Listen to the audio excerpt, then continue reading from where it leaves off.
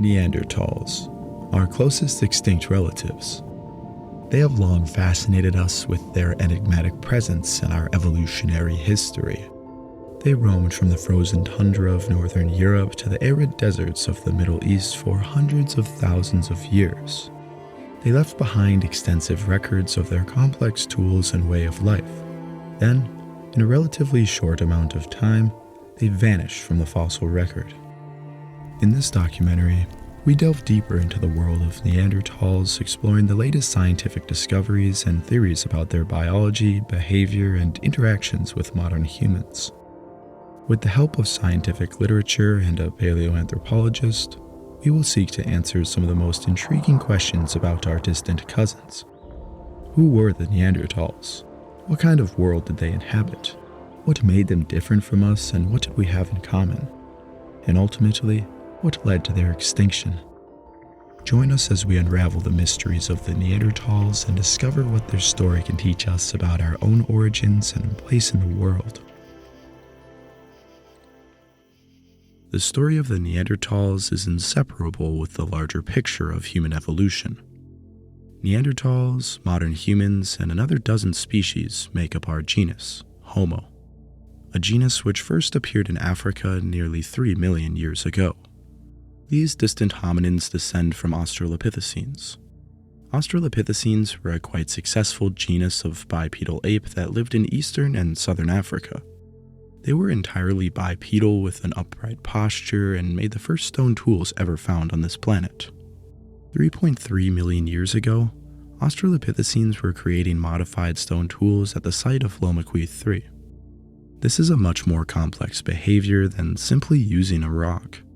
They had to select stone capable of fracturing conchoidally, and they had to hit it in just the right way to create a sharp edge.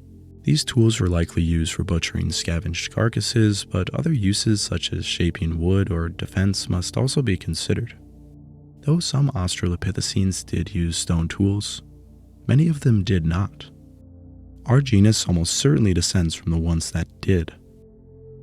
The oldest evidence of our genus comes from a 2.8 million year old specimen. 2.6 million years ago, the first Oldowan tools were being made. Oldowan tools consist of stones with a few flakes taken off to create a sharp and robust edge. Our genus was certainly around during the inception of these tools, and it is very likely that they were the creators. Homo habilis, one of the earliest members of our genus, appeared 2.3 million years ago and was using Oldowan tools. Homo erectus, often considered the first human, would evolve 2 million years ago and would eventually pioneer a new stone technology called the Acheulean. These hand axes were made by taking much more flakes off of both sides of a core to produce a much longer cutting edge. They are often considered the pocket knives of their day, capable of butchering game, shaping wood, digging holes, and even for defense or hunting. This technology would spread out of Africa with Homo erectus to many parts of Eurasia, including Northern Europe, the Middle East, and Southeast Asia. These populations would adapt to their new environments and would either evolve into distinct species or more derived forms of Homo erectus. One of these descendants was Antecessor. They lived in Western Europe 1.2 million years ago. This makes them the oldest known hominins to call Western Europe home. They were thought to have been an offshoot of Erectus. Their tools were quite simple and they would eventually go extinct around 800,000 years ago. It is thought that they did not contribute to the genetics of future species living in Europe.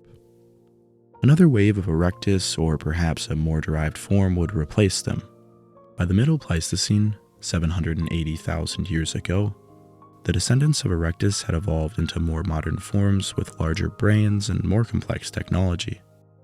The hominins living throughout Africa, Europe, and Western Asia during the Middle Pleistocene are collectively classified as Homo heidelbergensis. There has been debate regarding whether to consider African populations as a different species than Europe or Asian populations because they are quite different. Genetics suggests that possibly as early as 700,000 years ago, these populations would separate. The differences between these populations would continue to accumulate, and by about 300,000 to 400,000 years ago, would be enough to classify them as different species. In Africa and some parts of the Middle East lived our own ancestors, while in Europe and parts of Asia lived the Neanderthals, and in East Asia lived the Denisovans and other hominins. Denisovans are another hominin very important to the story of the Neanderthals. This is because they are more closely related to Neanderthals than we are. Based on nDNA, Neanderthals and Denisovans share a more recent last common ancestor with each other than with Homo sapiens. This common ancestor population, nicknamed Neandersovans, is thought to have spread from Africa to Eurasia, replacing and interbreeding with the other archaic hominins in these areas.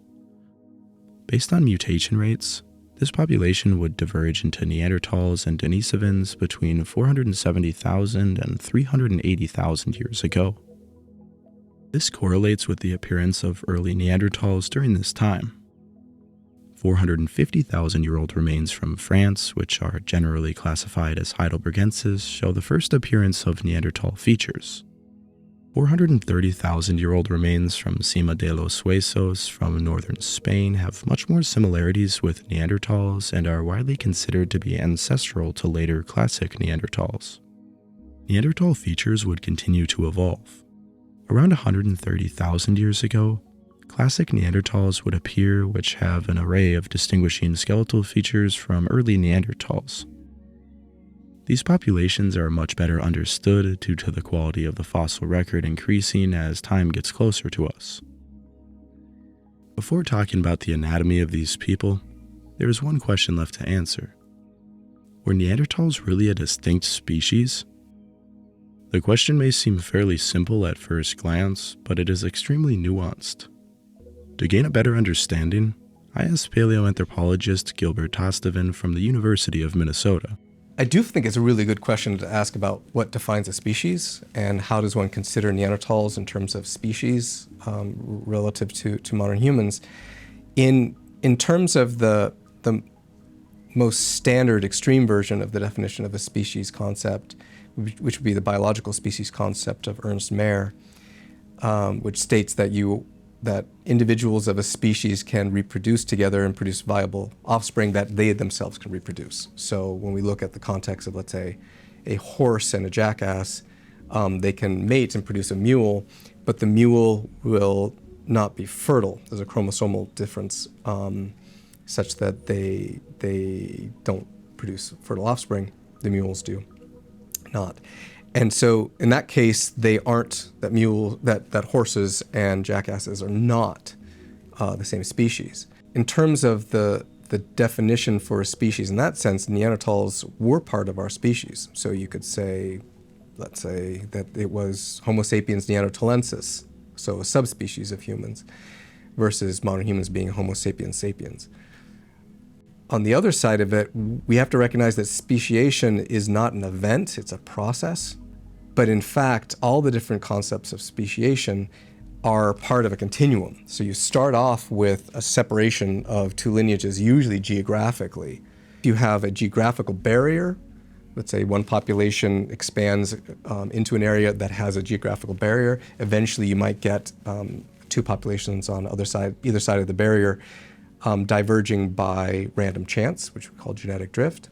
If their adaptations in those locations start by natural selection, start fitting to those different locations, they might develop unique traits that allow them to survive and reproduce in that particular environment that might make them different enough that when the populations come back together, let's say on the other side of the geographical barrier or through time, that they might, one, not be able to reproduce, but also might not, that selection might favor them not to reproduce. This is where you get what's called the species mate recognition point in speciation, where you have two populations that won't recognize each other as mates. This is one of the ways that evolution gradually separates the genetics such that the populations in different places, which with different selective pressures, will actually be adapted for those locations. Even when they're on the edges of those distributions, they might come back together and potentially mate. Looking at species issues, a lot of times I want to call Neanderthals just like modern humans in terms of modern human species. They are late Homo sapiens. But evolutionarily, they have some uniquely derived traits that no modern human has today, and that modern humans who were alive at the time that Neanderthals were also did not have. So, like for instance, I mentioned parts of the hand anatomy, some aspects of the shoulder and the pelvis. They are different, and this shouldn't really surprise us, because if evolution actually works, then species concepts cannot actually be hard. They can't be hard-lined. You can't actually have a really strong, this will always be on this side or this side, because evolution wouldn't happen if you can't have a gradual process of speciation. Neanderthals were indeed far different than any modern human alive today. This statement stands when considering that all modern humans actually have Neanderthal DNA. Considering Neanderthals to be another species or considering them to be in our own species is undeniably subjective. Many paleoanthropologists would consider them to be a different species. For understanding the place of Neanderthals in human evolution, it is useful to consider them a different species because they were separated from our ancestors for hundreds of thousands of years. What you should learn from all this is that the designation of species really is a scientific construct that doesn't necessarily apply to the reality of biology as rigidly as the word may suggest. But this creates another question. Should we consider them human? Well, human does not simply mean Homo sapien. Human is not a taxonomic word and therefore is subjective. Since Neanderthals seem to have behaved in very similar ways to modern humans, most anthropologists would say that they satisfy the requirements of being human. Many would even say that other species as far back as Erectus or even Habilis should be considered human. From a distance, you would likely recognize them as a member of our species. Neanderthals had a build and appearance relatively similar to modern humans. One of their main differences was their shorter and squatter bodies. Their limbs were shorter, their chests were wider, and their muscles were larger. Based on 45 Neanderthal long bones, the average height was 165 centimeters or 5 feet 5 inches for males and 152 centimeters or 5 feet tall for females. For comparison, the average height of Upper Paleolithic European humans is 176 centimeters or 5 foot 9 inches tall for males and 163 centimeters or 5 foot 4 inches for females. On average, the modern humans that would later dominate Europe were fairly taller, but lighter. The fossil record shows that adult Neanderthals varied from about 147.5 to 177 centimeters, or 4 foot 10 inches tall, to 5 foot 10 inches tall. Some certainly grew larger, and a height of 182 centimeters, or 6 feet, was likely attainable. For Neanderthal weight, samples of 26 specimens found an average of 77.6 kilograms or 171 pounds for males, and 66.4 kilograms or 146 pounds for females. The body mass index for Neanderthal males was calculated to be 26.9 to 28.2, which in modern humans correlates to being overweight. Though Neanderthals were literally big-boned, their bones were thicker and denser than modern humans. These bones likely result from a combination of naturally thick bones and a very active lifestyle. Neanderthals also had more muscle mass than the average modern human. Overall, they were about 15% heavier than the average modern human despite the fact that they were shorter. One of the most famous Neanderthal individuals, Lafrazi I, was only 1.6 meters or 5 foot 2 inches tall, but he weighed an estimated 85 kilograms or 190 pounds. This individual was undoubtedly very strong in his lifetime, though people tend to over-exaggerate their strength. Modern athletes and powerlifters who regularly exercise reach similar, if not higher, levels of strength.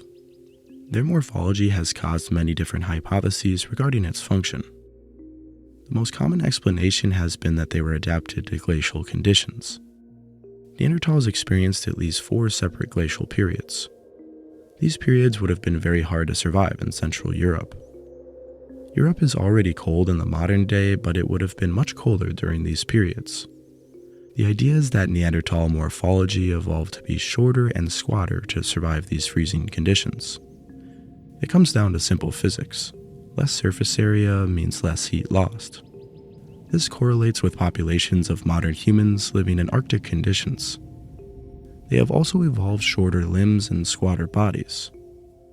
The problem with this thought process is that Neanderthals living in warmer conditions in the Mediterranean and the Middle East also retained this squat morphology.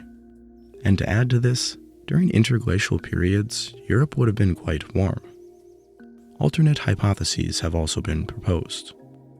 In 2019, English anthropologist John Stewart suggested that Neanderthals were adapted for sprinting. Their robust bodies may have allowed them to quickly run after prey. DNA analysis also indicates a higher proportion of fast-twitch muscle fibers in Neanderthals than modern humans. He explained their body proportions and greater muscle mass as adaptations to sprinting as opposed to the endurance-oriented modern human physique. They had longer heel bones than modern humans, which means they also had a longer Achilles tendon. A longer Achilles tendon would have been less efficient at storing energy for long-distance running and more suited towards sprinting. Their shorter limbs were certainly not useful for hiking, but they were for staying warm and for sprinting. Both the hyperarctic hypothesis and the sprinting hypothesis are likely true in their own ways. It is undeniable that Neanderthals lived through some very cold conditions, and their morphology couldn't help but be affected by this. For example, the Neanderthal LEPR gene concerned with storing fat and body heat production is similar to that of the woolly mammoth. It was almost certainly an adaptation for a cold climate. Other aspects of their morphology, such as their heel length and fast-twitch muscle proportions, suggest that sprinting was a part of how they were shaped. Another aspect about Neanderthal morphology that has long been debated is whether their humeri allowed them to throw efficiently. Original evidence seemed to indicate that their shoulders could not overarm throw well, though additional studies and physical evidence now highly suggest that they could throw. Bertholm et al. 2014 found that Neanderthal humeri were both efficient at thrusting and throwing. There was no evidence that thrusting was more prominent. It also found that sapien and Neanderthal humeri, although different, showed similarities in resisting throwing and thrusting stresses. At a site in northern France, Neanderthal arm bones have micro and macro traumas associated with habitual spear throwing. The discovery of the Schonigan spears also provided physical evidence that spears may have been being thrown in Europe even by the ancestors of classic Neanderthals.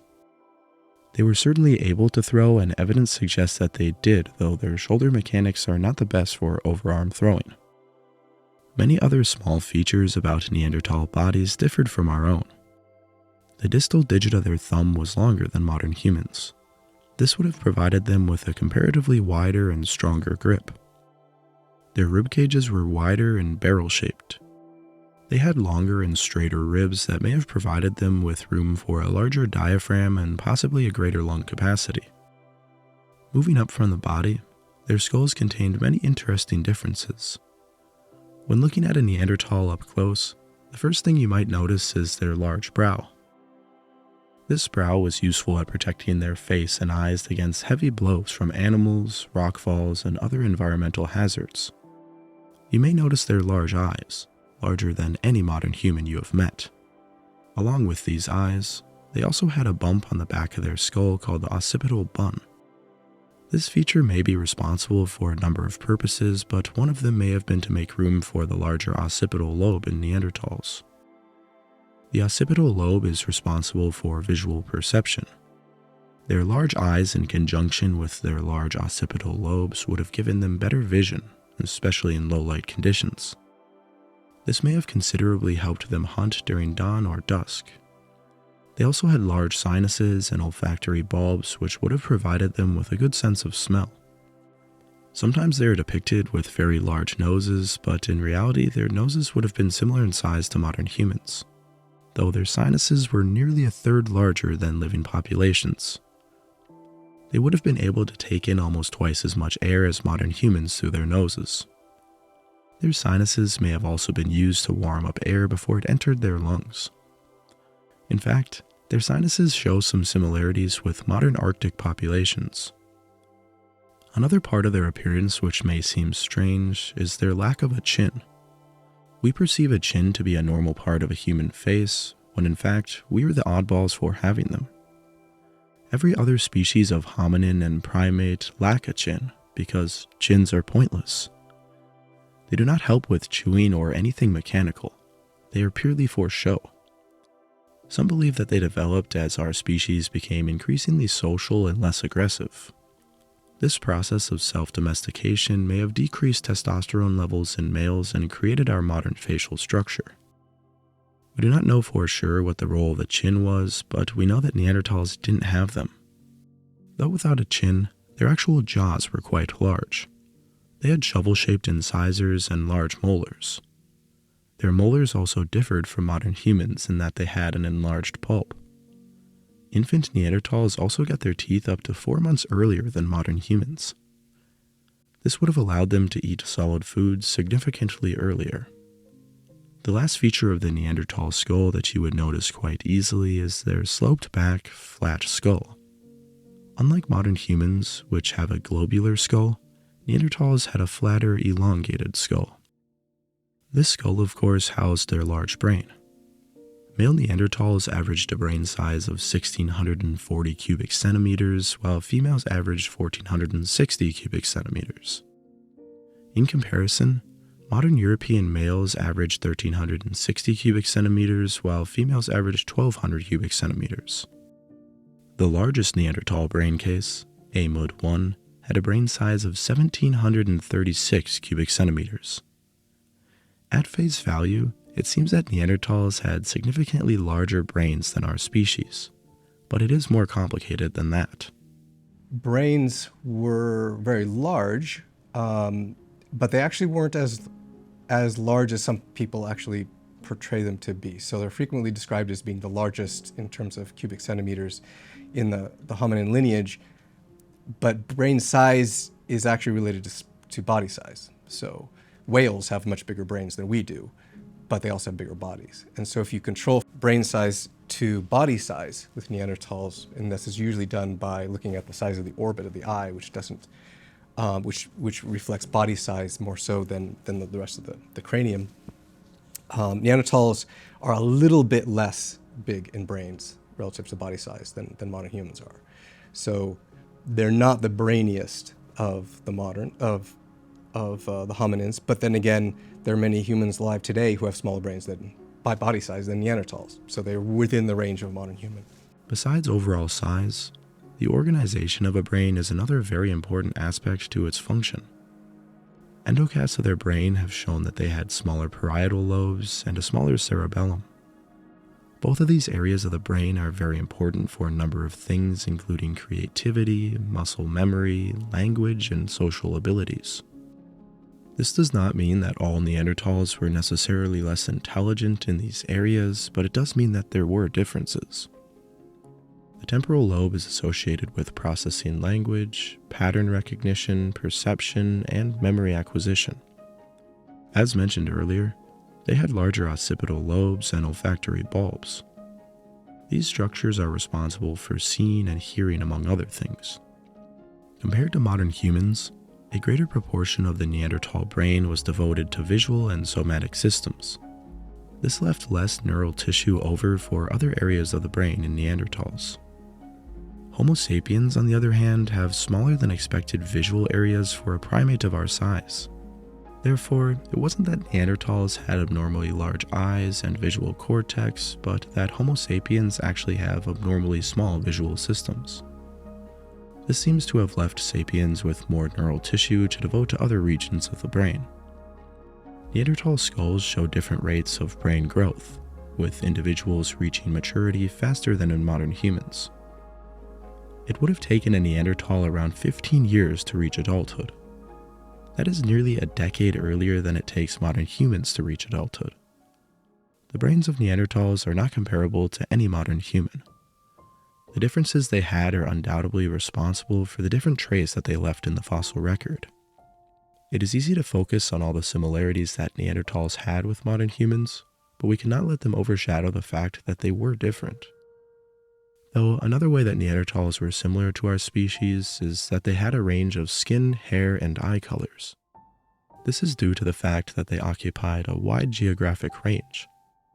A Neanderthal from France would have looked quite different than one from the Middle East. Even Neanderthals in the same populations would have had varied appearances just like modern Europeans. However, we must be careful in assuming that if modern humans living in a region had light skin, then Neanderthals that once lived there had light skin too. DNA analysis from the 3 Neanderthal females from southeastern Europe indicates that they had brown eyes, a dark skin color, with 2 of them having brown hair and 1 of them having red hair. Other Neanderthal populations living in the Middle East and even in Siberia had dark skin, eyes, and hair. Even though lighter skin is more frequent at higher latitudes in modern Homo sapiens, the same wasn't necessarily true for other human species. Both the Neanderthals and Denisovans living in the Altai Mountains of Siberia had a dark complexion. The reason that light skin is more common at higher latitudes in modern humans is generally explained by the lack of sunlight in these environments. Humans need sunlight to synthesize vitamin D. Since sunlight is less intense at higher latitudes, light skin has evolved to absorb more sunlight when available. However, Neanderthals and even early Europeans got a lot of vitamin D from their rich diet. It was only in the past 10,000 years that Europeans actually evolved light skin. The prevalence of light skin in populations in the modern day is generally due to agricultural diets. Due to this, it isn't surprising that many Neanderthals living in Europe would have had relatively dark skin, though not all did.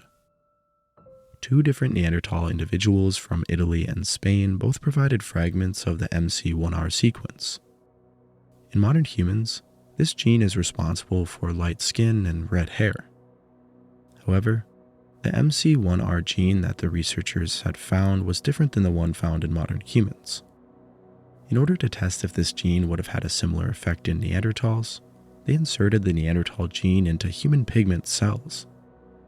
The gene produced the same loss of function that gives redheads their unique coloration.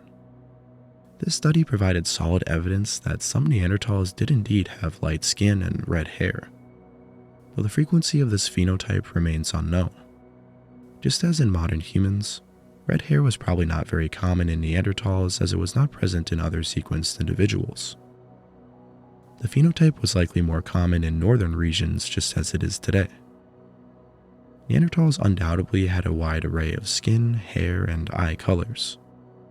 Another question regarding their hair is how much body hair did they have? From genetics, it is known that the genes that make modern humans furless date back to around 1.7 million years ago. Since this is well before our last common ancestor with Neanderthals, we know that Neanderthals would have had furless skin. Genetics also corroborate this. Just like us, they still had body hair, but even the hairiest Neanderthals would have not have had actual fur. Anatomically, Neanderthals are fairly similar to modern humans, though their differences cannot be overlooked. Their anatomy was far different than any modern human alive today, even if at the surface we vary so much. Neanderthals used a vast array of technologies to survive their challenging world. Many materials and techniques were used to create a lot with very little. Since stone does not decay like biological matter, thousands upon thousands of Neanderthal stone tools have been recovered. This has allowed us to learn an incredible amount about their lives. To understand these tools, we must first understand the evolution of stone tool technology in general. As mentioned earlier, the first stone tools made by our ancestors were simple hand axes with a few flakes taken off. This simplistic technology is considered Mode 1 by archaeologists. Mode 2 technology, also known as Acheulean technology, would appear with Homo erectus around 1.7 million years ago.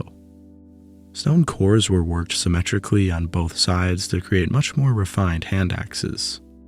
There was not much of a strategy to creating flakes or to utilizing the material effectively. This would change roughly 300,000 years ago with the emergence of Levallois technology. The Levallois technique, also known as Mode 3 technology, appeared throughout Europe, the Middle East, and North Africa during the appearance of the first anatomically modern humans and some of the earliest Neanderthals. The creation of the technique lay independently in various regions, though it is often credited to the Neanderthals. When we first see the classical anatomical forms of Neanderthals, let's say 250,000 years ago, they were utilizing a Middle Paleolithic technology, which is based upon taking a core and striking flakes off the core and then utilizing the flakes to do things in terms of whittling wood to make spears with which they could dispatch animals, mostly by throwing, sometimes by stabbing.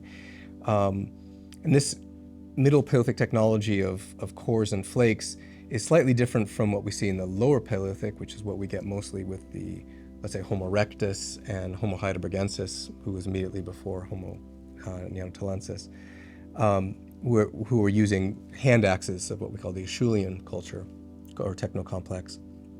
And they were using a hand axe core that in and of itself was actually usable as a sharp implement for cutting, for pounding, and for butchery. The cores in the Middle Paleolithic were not tools in and of themselves anymore, but it was the shaping of the flakes with particular types of reduction patterns. By reduction, meaning literally you're taking flakes of stone off of a core. That characterizes what Neanderthals were doing in that time period. And so we can find objects such as this flint core, which was probably originally a nodule of flint that was subsequently struck with a certain pattern of blows, removing flakes that are then utilizable for butchery or for working other materials like wood. The technique itself consisted of striking preferential flakes off of prepared lithic cores. The core was shaped in a specific way to create a dome-shaped core known as a tortoise core. A platform was prepared on a high spot which, when ultimately struck, created a large preferential flake. This flaked nearly the entire underside of the core, effectively utilizing much of the material. Experiments have shown that the Levallois core is an economic optimal strategy of raw material usage. It can create the longest cutting edge per weight of raw material. This would have allowed the Neanderthals to be highly mobile, as they could get the most out of their material. The actual Levallois flake produced was very sharp on all sides. It would have been very efficient as a butchering tool, much more so than a hand axe. Neanderthals still used hand axes, though for more generalized purposes. Hand axes are not the most effective butchering tools because of their often steep edges and limited resharpening potential. Levallois flakes, on the other hand, are quite thin and can be retouched easily.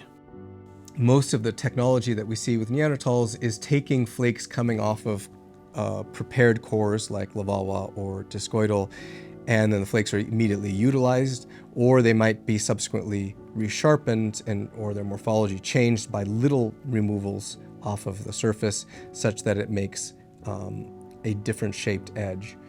When you make these little removals, it makes the edge more acute, so it's not actually sharper, but if the edge has been damaged by use, then by making these little removals, you are resharpening it to some extent. And so most of the tools that we get in the Middle Paleolithic that Neanderthals were using are flake tools, so that meaning that they are not very long relative to their width, and so there's something that you would just hold in the hand and utilize without a haft, meaning there's no handle. A sharp flake could originally be used as a knife and then later be resharpened into a hide scraper or other tool. With the Levallois method, other types of flakes could also be created. By isolating two converging ridges and striking beneath them, a Levallois point could be made. These points are unsymmetrical but come with very sharp converging edges. Once hafted, these points could be very deadly weapons.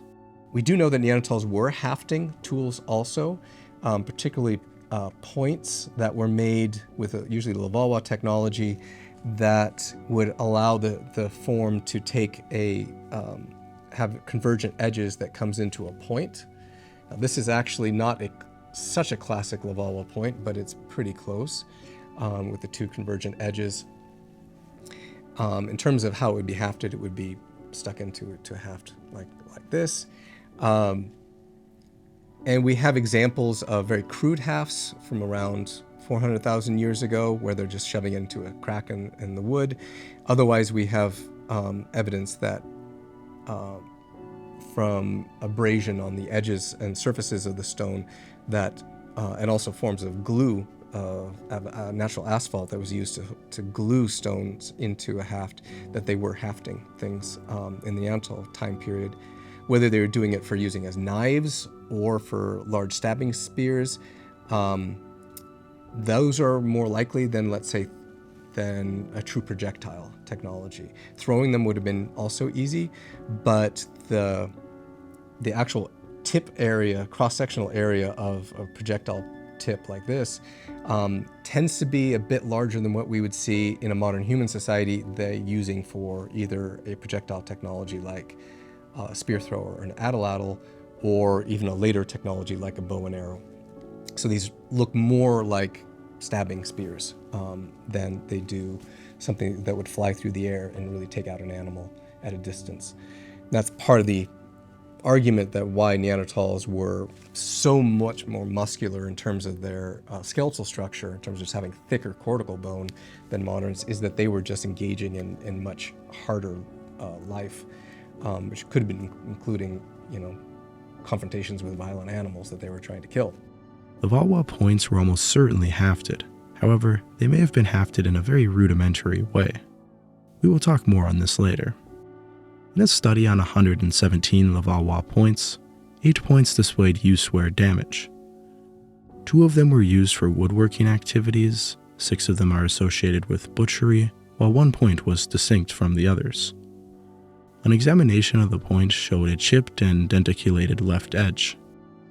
This damage denotes violent penetration into an animal carcass and is consistent with contemporary tests of hafted spear points. Though this study suggests that the points were used as spear points, it also suggests that most weren't. Many of them would have been used for woodworking or for butchery. Nonetheless, this does not diminish the significance of these tools on the tips of spears.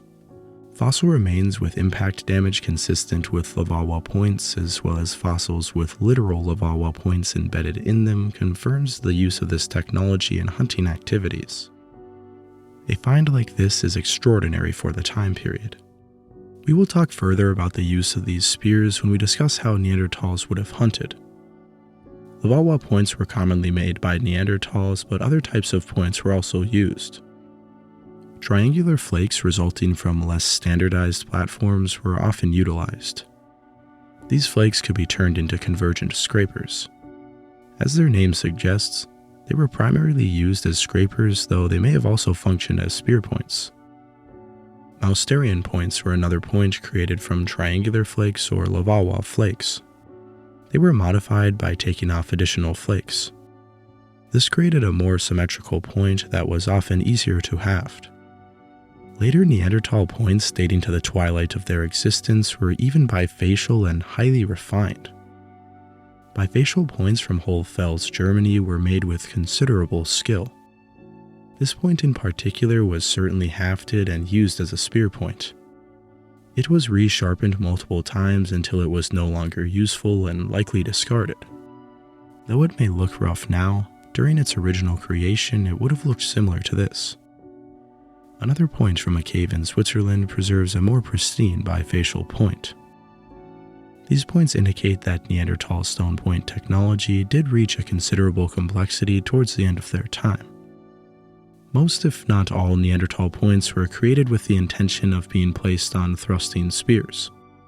The points were just too large to be part of a projectile such as an arrow, atlatl dart, or javelin. Their thrusting spears would have likely been very robust and primarily for stabbing. This does not mean that they couldn't have been thrown, though. Some evidence of wounds caused by Valois points suggests that they were used as projectiles. These spears would have likely been thrown at times, but only short distances. With the mass of a robust Valois point and a heavy shaft, these spears would have packed a considerable punch when thrown in close quarters, though a Neanderthal may have preferred to hold on to their weapon and deliver most of their blows by hand. This is supported by the high rate of Neanderthal injuries, suggesting that they got very close to their prey. As mentioned previously, Levallois points and other Neanderthal points would have been hafted to spears. Another question we must answer is, how were these points actually hafted?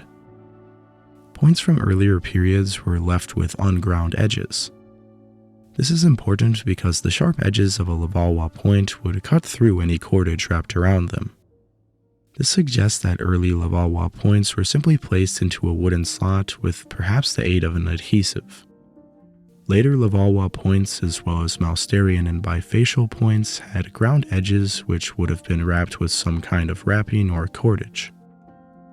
Strips of leather, plant fiber cordage, sinew, and gut would have all been great materials to hold points in place. Chemical analysis from a Mousterian point and two Levallois points from a site in Syria have shown that a natural glue was present on the base. Adhesives such as pine tar, birch tar, and bitumen have all been found at Neanderthal sites. The oldest evidence of adhesive use attributed to Neanderthals comes from two pieces of birch tar that date to around 200,000 years ago. It was once thought that Neanderthals needed a complex container or methods to create birch tar, but a recent study has proven that birch tar could have been made simply by scraping burnt bark off of cobbles. The resulting material is a great adhesive and is quite shock absorbent. An amazing piece of birch tar from Königsau, Germany preserves imprints of wood, stone, and even a Neanderthal fingerprint. Evidence of hafting couldn't get much better than this. Another quite easily obtained adhesive would be conifer resin, also known as pine sap. It can be used straight from the tree, though it is not very shock resistant. As primitive technology enthusiasts may know, adding beeswax makes it an exceptional glue, and Neanderthals knew it too. Residue from 10 stone tools from Grotta del Fassolone and Grotta del Sant'Agostino contained the chemical signatures of conifer resin, and one contained chemicals from beeswax. Other sites containing pine resin and beeswax have strengthened the idea that Neanderthals purposefully mixed these components to create a strong adhesive. The last adhesive used, bitumen, is a sticky, highly viscous form of petroleum that may have been harvested from natural deposits across Europe. In its natural state, it is sticky and ready to use. Neanderthals from El Cedrón Cave in Spain were found to have bitumen in their dental calculus. It has been hypothesized that this may have occurred by using the mouth to aid in the hafting of tools. Perhaps by clamping their teeth down on the haft, holding the lithic in one hand and applying the adhesive with the other. Another form of adhesive that may have been used but we don't have evidence for is hide glue. Hide glue can simply be made by cooking bits of hide or sinew next to a fire with indirect heat. Neanderthals would have likely noticed the adhesive properties of bits of hide or sinew on the meat that they were cooking. The glue produced by this method is quite strong, but more importantly, it binds sinew, gut, and leather together. Hide glue is essentially protein that can be used to adhere bindings together. Neanderthals may have used it on their bindings to keep their spear points in place, though we do not have evidence of its use. Still, it is important to consider technology that we do not have direct evidence for. Another important form of evidence for hafting comes from polishes. Hafting a tool with adhesive creates clear signs on the stone. Many artifacts, including points, retouched tools, and even random flakes, were hafted. In some sites, nearly half of the artifacts had hafting micro-polishes. Many other sites show that hafting stone tools was quite common in the Neanderthal world. When looking at Neanderthal tool remains, they may appear quite crude and simplistic, but imagining them hafted on various handles and grips sheds light on the complexity of their tools. Another underrepresented aspect of Neanderthal technology were their wooden weapons and tools. Actual projectiles, as well as many weapons such as thrusting spears and throwing sticks, were made of wood. In terms of the technology involved, Neanderthal technology tends to be focused more on using stone to carve wooden objects as implements for hunting.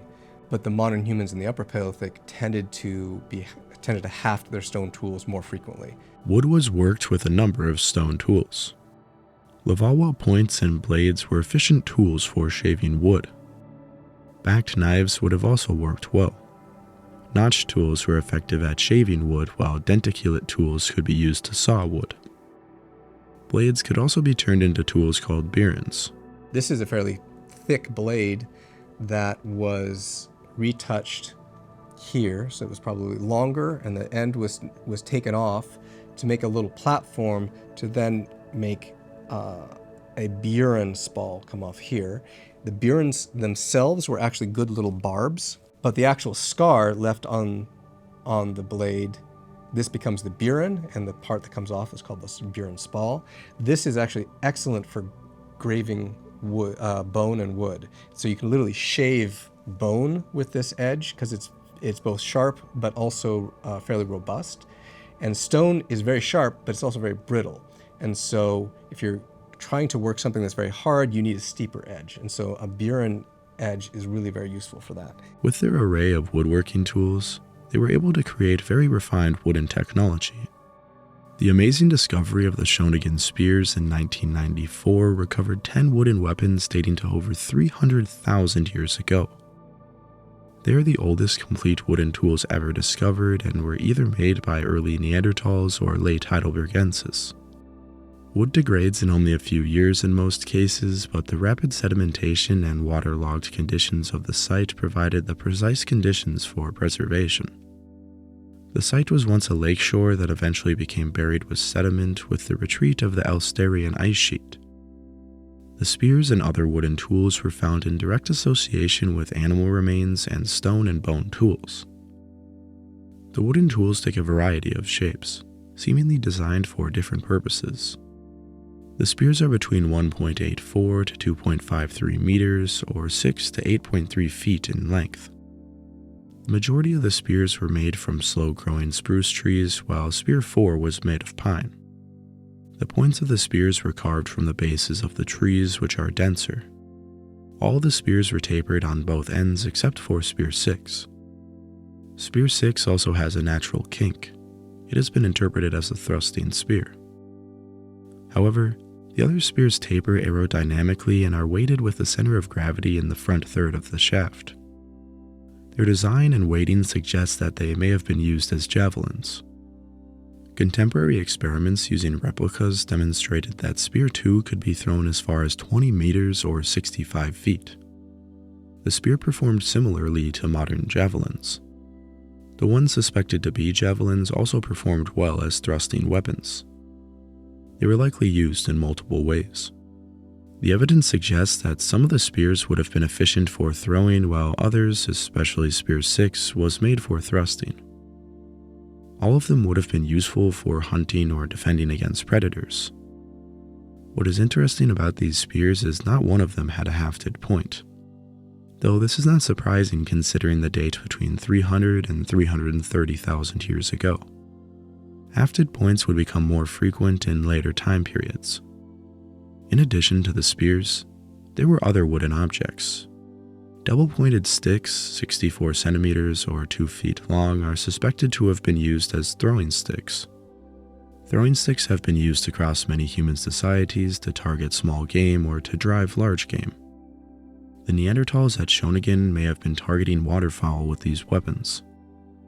Another wooden tool found at the site was a charred wooden stick that has been interpreted as a skewer for roasting meat. The last wooden objects yet to be mentioned were short work shafts with notches cut into them. They have been inferred as handles for stone tools. They were likely paired with a sharp flake that would act as a knife. Other wooden tools created by Neanderthals exist, though they are very rare. The oldest wooden tool that is either attributed to early Neanderthals or their ancestors is the Clacton spear. It was discovered off the coast of England and has dated to around 420,000 years ago. Since the spear only consists of a tip, it is unknown if the spear would have been suitable for throwing, though it certainly could have been used for thrusting. The existence of this technology predating the appearance of true Neanderthals and its appearance in Germany 100,000 years later suggests that most, if not all, Neanderthals would have used wooden spears. Other Neanderthal wooden objects have been found, including another spear, though their preservation is poor and their purpose is debatable. The site of Abric Romani preserved the imprints of many wooden objects. Though the wood has long since decayed, the travertine has preserved a cast with incredible detail. A few flat wooden dish-like objects have been found. A large pole, 5 meters or 16 feet long, may have been part of a structure. An impression of a very interesting knife or spade-like object was also found. The object is very unique as it is not something that we see in contemporary indigenous societies. It may have been used as a butchering tool or perhaps a digging tool. We will never know for sure. There are a handful of other impressions from wooden tools that are more enigmatic. Overall, the findings at Abric Romani have taught us that much of the items made and used by Neanderthals would have been wooden. Besides spears and handles, many unique objects would have been made. Those stones have stood the test of time. Wooden tools were just as essential to Neanderthal survival. Neanderthals also utilized other materials when creating tools. Bone and shell tools were used, though in limited ways. Bone tools were mostly limited to lissois and flint-knapping tools. Hammers often made of animal limb bones were great tools for striking flakes off of cores. Smaller broken bone shards called retouchers are quite common throughout Neanderthal sites.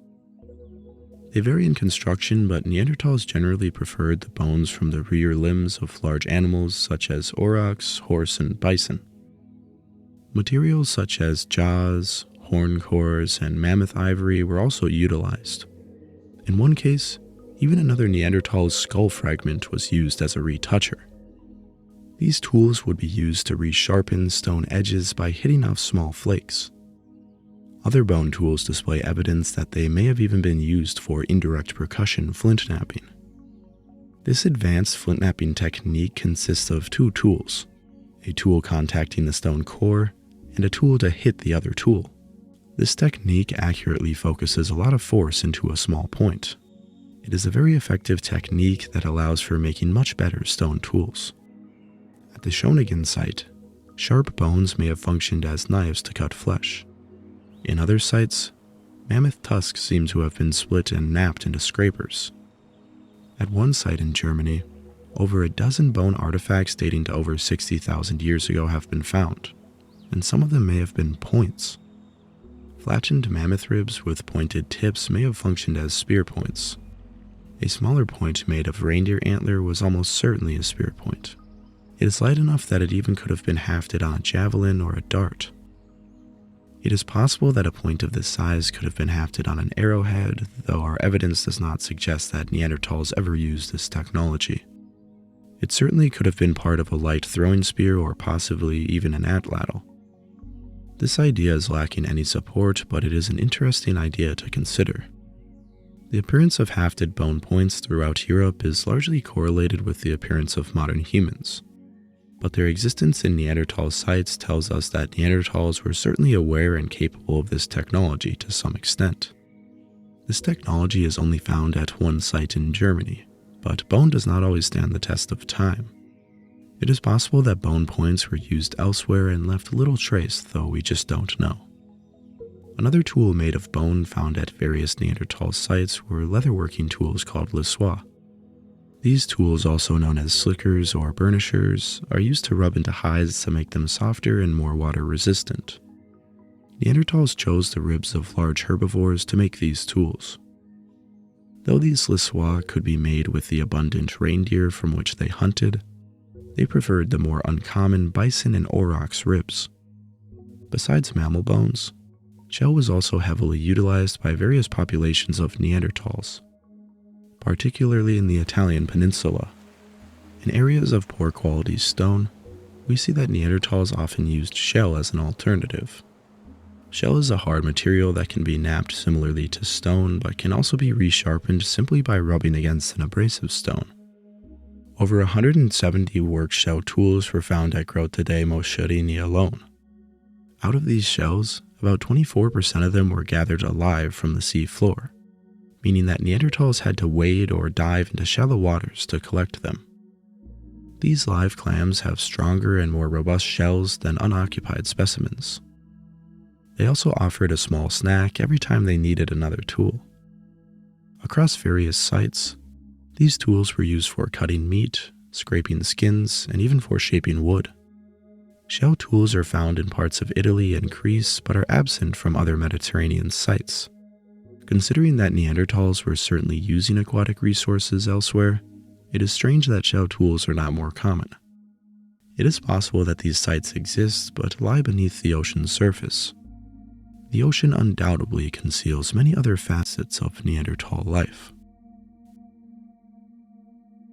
The use of fire was clearly a major technological development for our genus.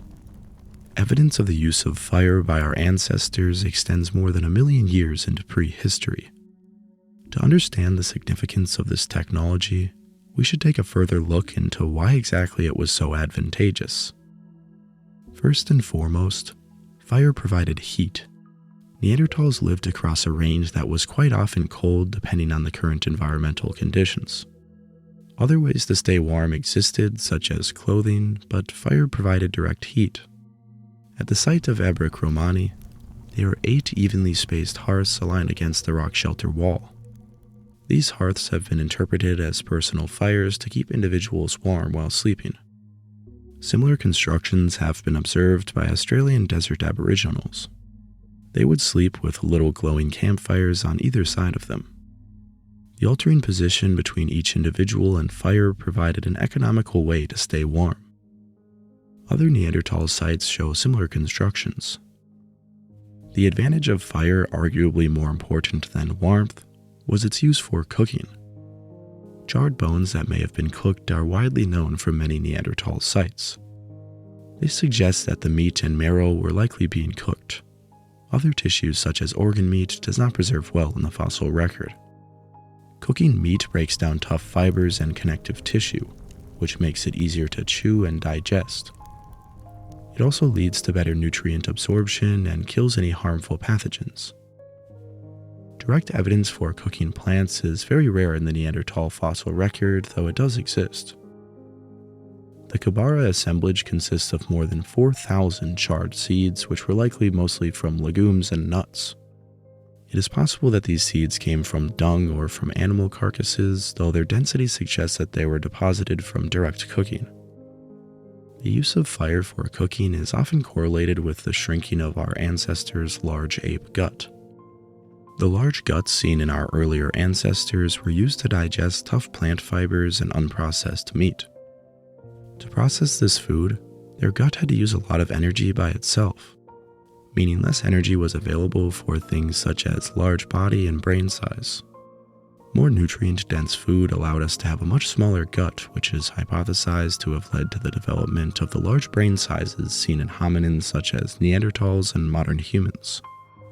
The presence of many hearths at Neanderthal sites with charred food remains indicates that fire was often used for cooking. Though it should be noted that fire may have not always been available and raw food would have been eaten. Another important use of fire not realized by many is its increase on human productivity. The light fire provides would have increased the hours which people could craft tools and socialize. Modern humans have about a 16-hour waking period, while other apes are only awake from sunup to sundown, which is around 4 hours less. Considering many groups of Neanderthals lived in dark caves, the light of fire would have been very useful for many crafts. Flint knapping was often done within caves, and fire would have been essential for this. Other tasks like hide working, woodworking, and butchery would have needed light. Socializing is also an overlooked aspect that fire would have allowed. I would venture to say that we have all sat around a fire, captivated by the methodical flames, while talking with friends and family. Neanderthals similarly would have talked about the day's activities, future projects, and possibly old stories of great beasts and even greater hunters. One can only imagine how fascinating it would be to hear one of these conversations with the help of a linguist. Another important question regarding Neanderthal fire use is how they obtained it in the first place. The obvious answer would be naturally occurring wildfires. Wildfires occurring from lightning strikes would have been very well known to Neanderthals living across Eurasia. Fire could be harvested and kept going for weeks, months, and possibly even years with the right planning. The problem with this method is that natural fires are not reliable or necessarily predictable, especially in colder seasons. The many Neanderthal sites with evidence of fire has always made researchers wonder if they were able to create it on their own. Direct artifactual evidence for regular systematic fire production has been found at multiple sites across France according to a 2018 study. Dozens of late Middle Paleolithic bifacial tools exhibit evidence of repeated abrasion with a hard mineral material. The macroscopic and microscopic traces found on the axes are consistent with experimental reconstructions struck with pyrite, also known as marcasite. Striking a flat lithic surface with pyrite creates sparks which can be harvested for fire creation. The evidence suggests that this technology was at least present within southern France, though it may have also been used elsewhere. Even just striking regular flint together can produce sparks, and it is possible that Neanderthals could have gotten a fire started this way. Another study from 2016 found evidence that Neanderthals were using manganese dioxide to help start fires. Scratch marks on blocks of manganese suggest that the substance was being turned into a powder. When this powder is sprinkled over wood, it is shown to lower the ignition temperature of the wood significantly, allowing for fires to be started much easier. It is debated if this substance was actually used to start fires because it also could have been used as a black pigment. However, a variety of other materials such as charcoal would have worked perfectly well as black pigment. The careful selection of manganese dioxide and subsequent processing suggests that it may have played an important role in starting fires, at least in southern France. Another complicated but important form of evidence that Neanderthals were creating fire comes from the chemistry of ancient hearths. A 2019 study found that the polycyclic aromatic hydrocarbons in the floor sediments from an Armenian cave suggest that fire was being created independently of natural sources. Other fire-making techniques such as friction-made fire must also be considered. Hand drills and fire plows are a very simple construction, yet are reliable ways to start a fire. Unfortunately, this technology would leave very little, if not nothing, behind archaeologically. Existing evidence suggests that some Neanderthals likely did create their own fires, but it certainly does not mean that the majority did. The evidence of hand axes being struck with a hard mineral and the hydrocarbon evidence both date to less than 60,000 years ago, meaning that these sites are quite recent in regards to Neanderthal existence. Earlier Neanderthals likely did not know of this technology, though future research may indicate otherwise. Another aspect of their fires that we must consider is, what were their fires like? Most of their fires were simple circular fires without surrounding stones. Other more permanent hearths were built with divots or stones around them. This would have improved heat retention and decreased direct heat. At Abric Romani, some fires have small trenches dug to them which would have increased the airflow to the fire. Across their sites, many types of wood was burned. Pine is the most common across their sites because it is very abundant and produces a lot of dead wood. Their fires mainly consisted of naturally dead wood and some fresh green wood. Cutting down trees would have been very difficult with their technology, and there was little need to in regards to fires. Most areas they inhabited would have had enough dead wood to burn for months within an hour's walk. Twiggy branches, large sticks, and even whole logs seem to have been brought back to their shelters to be burned. Some sites even have evidence of large wood piles. Other sources of fuel were also used. Bone was a common material to burn. Bone is hard to get alight, though it would have increased the longevity of their fires quite a bit. On the steppe, where wood would have not have been very common, bone would have been a convenient alternative. Even in environments with plenty of wood, it would have still been useful. Another source that some Neanderthals utilized was coal. Neanderthals at the Les Carlettes rock shelter burned coal for many centuries. The coal in question is brown coal. Brown coal is not easy to get alight, but once it is, it burns hot and would have significantly increased the longevity of their fires. They sourced the coal from about 10 kilometers or 6 miles away. Who knows how they discovered that rock could burn? It is a testament to their deep knowledge of their surroundings. Another form of fire technology that can be considered are portable embers. Instead of starting an entirely new fire, embers can be carried long distances to the next camp. There are a variety of ways to carry an ember. A smoldering piece of wood can simply be wrapped in green leaves, though other materials such as fungus may be more effective. Otzi the Iceman was found with a tinder fungus that is suspected to have been used to carry embers. Once set alight, tinder fungus can smolder for hours before going out. Though we do not have evidence of Neanderthals using this technology, it is still interesting to speculate. Another technology that Neanderthals must have utilized to survive the colder winter months is clothing. Clothing may have been used as far back as the Lower Paleolithic, though direct evidence does not exist. Our oldest direct evidence of clothing is less than 10,000 years old. It just doesn't stand the test of time. However, many forms of indirect evidence can tell us an incredible amount about the clothing that Neanderthals would have worn. The placement of cut marks on the bones of butchered animals indicates that Neanderthals were preserving the skin of their prey. Use wear on lithics from dozens of Neanderthal sites confirm that they were being used on hides. Researchers are even able to distinguish lithics that were mainly used on fresh hides from ones that were used on dry, processed hides. Some artifacts are so worn that they must have been used for many hours. Heavy wear present on the teeth of Neanderthals similar to contemporary hunter-gatherers indicates that they were using their teeth as a clamp to hold onto hides as they worked them. Neanderthals from colder regions even show significantly more wear on their teeth, suggesting that hides were being worked at a higher frequency. Hide working is a hard, time-consuming process.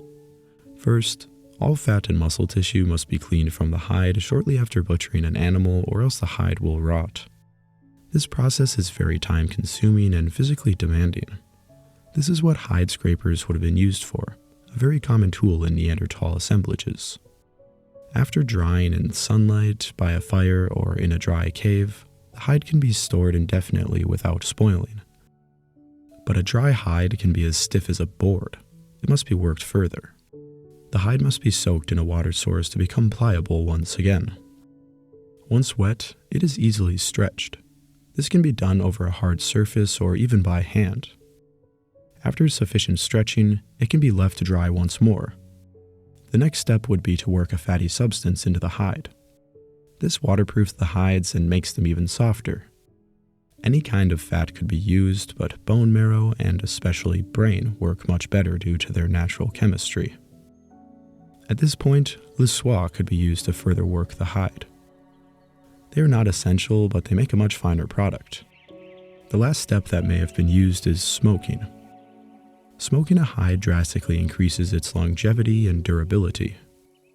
It is not essential, but Neanderthals were likely aware of its effects on their hides. Evidence from the site of Neumark Nord suggests that Neanderthals even tanned their hides to make leather. Hides must be exposed to tannins in order to stabilize the proteins to resist decay. Tanning seems to have been done at this site with boiled oak and chestnut bark. Soaking the hides in this solution would have not only dyed them a pleasant color, but also made them last much longer. This process may have been used at other sites, though further evidence is required. Hides may have been used for a number of things, but clothing was certainly an important process. Neanderthals lived in colder environments than contemporary hunter-gatherers that wear parkas and other heavy clothing. Thermal modeling has shown that Neanderthals must have covered much of their body in colder regions to survive. Though Neanderthals were stockier than modern humans and able to deal with temperatures 4 degrees Celsius colder. Taking this into account, Wales et al. 2012 compared the climate that the Neanderthals lived in to 245 modern human hunter-gatherer groups. The resulting data predicted that on average, Neanderthals would have had to cover up to 80% of their bodies during winter. The amount of clothing they would have needed heavily fluctuates from region to region and depending on whether or not the world was in a glacial or interglacial period. Neanderthals living in Central Europe during glacial periods would have had to cover over 90% of their bodies during the winter. Though, even in the coldest periods, Neanderthals living on the coast of the Mediterranean would have had to wear much less clothing. Clothing would have certainly fluctuated from season to season and in larger scales with climatic changes. As for the actual clothing itself, it is hard to say what exactly they would have worn. Wales et al. Did suggest that hands and feet must have been covered in colder periods to survive. Clothing did not necessarily have to be fitted, but it certainly would have helped. That brings us to a big question about Neanderthal clothing. Was it sewn together or simply draped around the body? To date, no eyed Neanderthal needle has ever been found. Though eyed needles are not essential for fitted clothing. All that is necessary is an awl and cordage. Awls could have been made of stone, bone, or even wood. Stone and bone objects found at Neanderthal sites may have been used to make holes in hides. After a hole was made, cordage could simply be pushed through. Various materials could have been used for cordage. Thin strips of hide, sinew, and plant fibers would have all worked well. In France, there is evidence that plant fibers were being twisted into cord around 50,000 years ago. The small fragment was made of the inner bark of an evergreen tree. They were twisted to form a 3-ply cord. This cord in particular does not appear to have been very strong, though it still would have been useful. It is unclear how widespread this technology was, considering that the materials are biodegradable and preserve very poorly. Hides could have been stitched together to create fitted clothing. A set of Neanderthal clothing, including an upper body garment and leg coverings, would require around 5 large hides. Many animals would have been available to make clothes out of. Their most common game of deer would have been an easy choice, but deer hair falls out of the hide quite easily. Deer hides may have been made into buckskin for a variety of leather crafts and garments. Specific hides were likely sought after for different garments because of their different properties. Thicker hides such as bear, bison, and woolly rhino may have provided exceptionally warm skins, likely utilized for heavy coats. But some of these hides, such as woolly rhino or mammoth, may have been impractical for clothing. They may have been used as very heavy blankets or as walls for shelters. Additional garments such as shoes, gloves, or hats could have been made with trimmings or small sections of hides. Shoes and hats would have only been worn in very cold periods. Like contemporary hunter-gatherers, Neanderthals would have had calloused feet which would have not required shoes in most environments. An analysis of their feet and posture indicates that Neanderthals did not wear hard-soled shoes. Most surviving Neanderthal footprints are from barefooted individuals. Though at Theopetra Cave in Greece, one footprint is barefooted while the other two seem to have been covered with some sort of material. The print may support the hypothesis that simple foot coverings were worn. Soft coverings made of hide or perhaps woven grasses must have been used during the winter and especially in glacial periods. Ötzi the Iceman was discovered with what has been interpreted as a grass cloak. The oldest pair of shoes ever discovered were made of leather and grass, while the oldest sandals were made of sagebrush bark. It seems likely that some of their clothing and toolkit utilized grass. Since we know that some Neanderthals were able to create cordage, weaving is certainly not out of the question. Besides just clothing, hide and cordage technology would have had many other uses. Warm fur pouches for carrying infants would have been essential for cold winters. Babies may have been strapped to the back of Neanderthal mothers as seen in Inuit and Native American cradle boards. Fur bags and pouches would have been very useful for carrying around the Neanderthals' toolkit. Neanderthals were highly nomadic and carried everything with them. Bone tools, hides, weapons, flint-knapping tools, stone, dried meat, bedding, fire-making materials, and more. Bags made of animal skins or stomachs would have been essential. Limb extremities left on hides could have functioned as shoulder straps or handles. Other uses of hides includes bedding and shelter.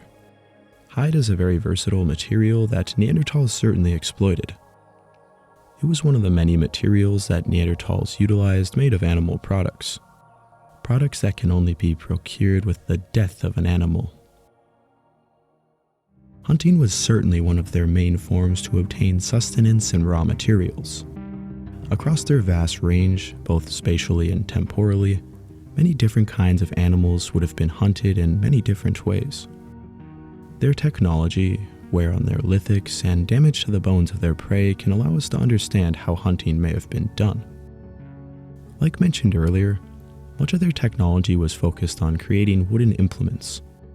As seen at the Schöningen site, throwing javelins and thrusting spears were being created even early on in Neanderthal existence. Even a relatively simple wooden spear would have been a formidable weapon in the hands of a Neanderthal. The large horses found at the Schöningen site weighed over 500 kilograms or 1,100 pounds. The site is located on an ancient lakeshore where Neanderthal hunters likely ambushed their prey. It was originally interpreted as a mass killing event, but later discoveries found that the horses were hunted in separate seasons. The hunters likely herded horses towards the lake where they were less mobile and easier to ambush. The ability to kill such large animals with such simple tools is a testament to their hunting ability, which likely included pre-planning and an extensive knowledge of animal behavior. A very similar site, which also consists of an ancient lakeshore in Germany, preserves the remains of over 100 fallow deer. Out of the mostly prime-aged individuals, 2 different individuals have puncture wounds present on a hip and a neck bone. These wounds are consistent with a low-velocity thrust, likely underhanded. Getting within thrusting range of an agile deer is no easy task.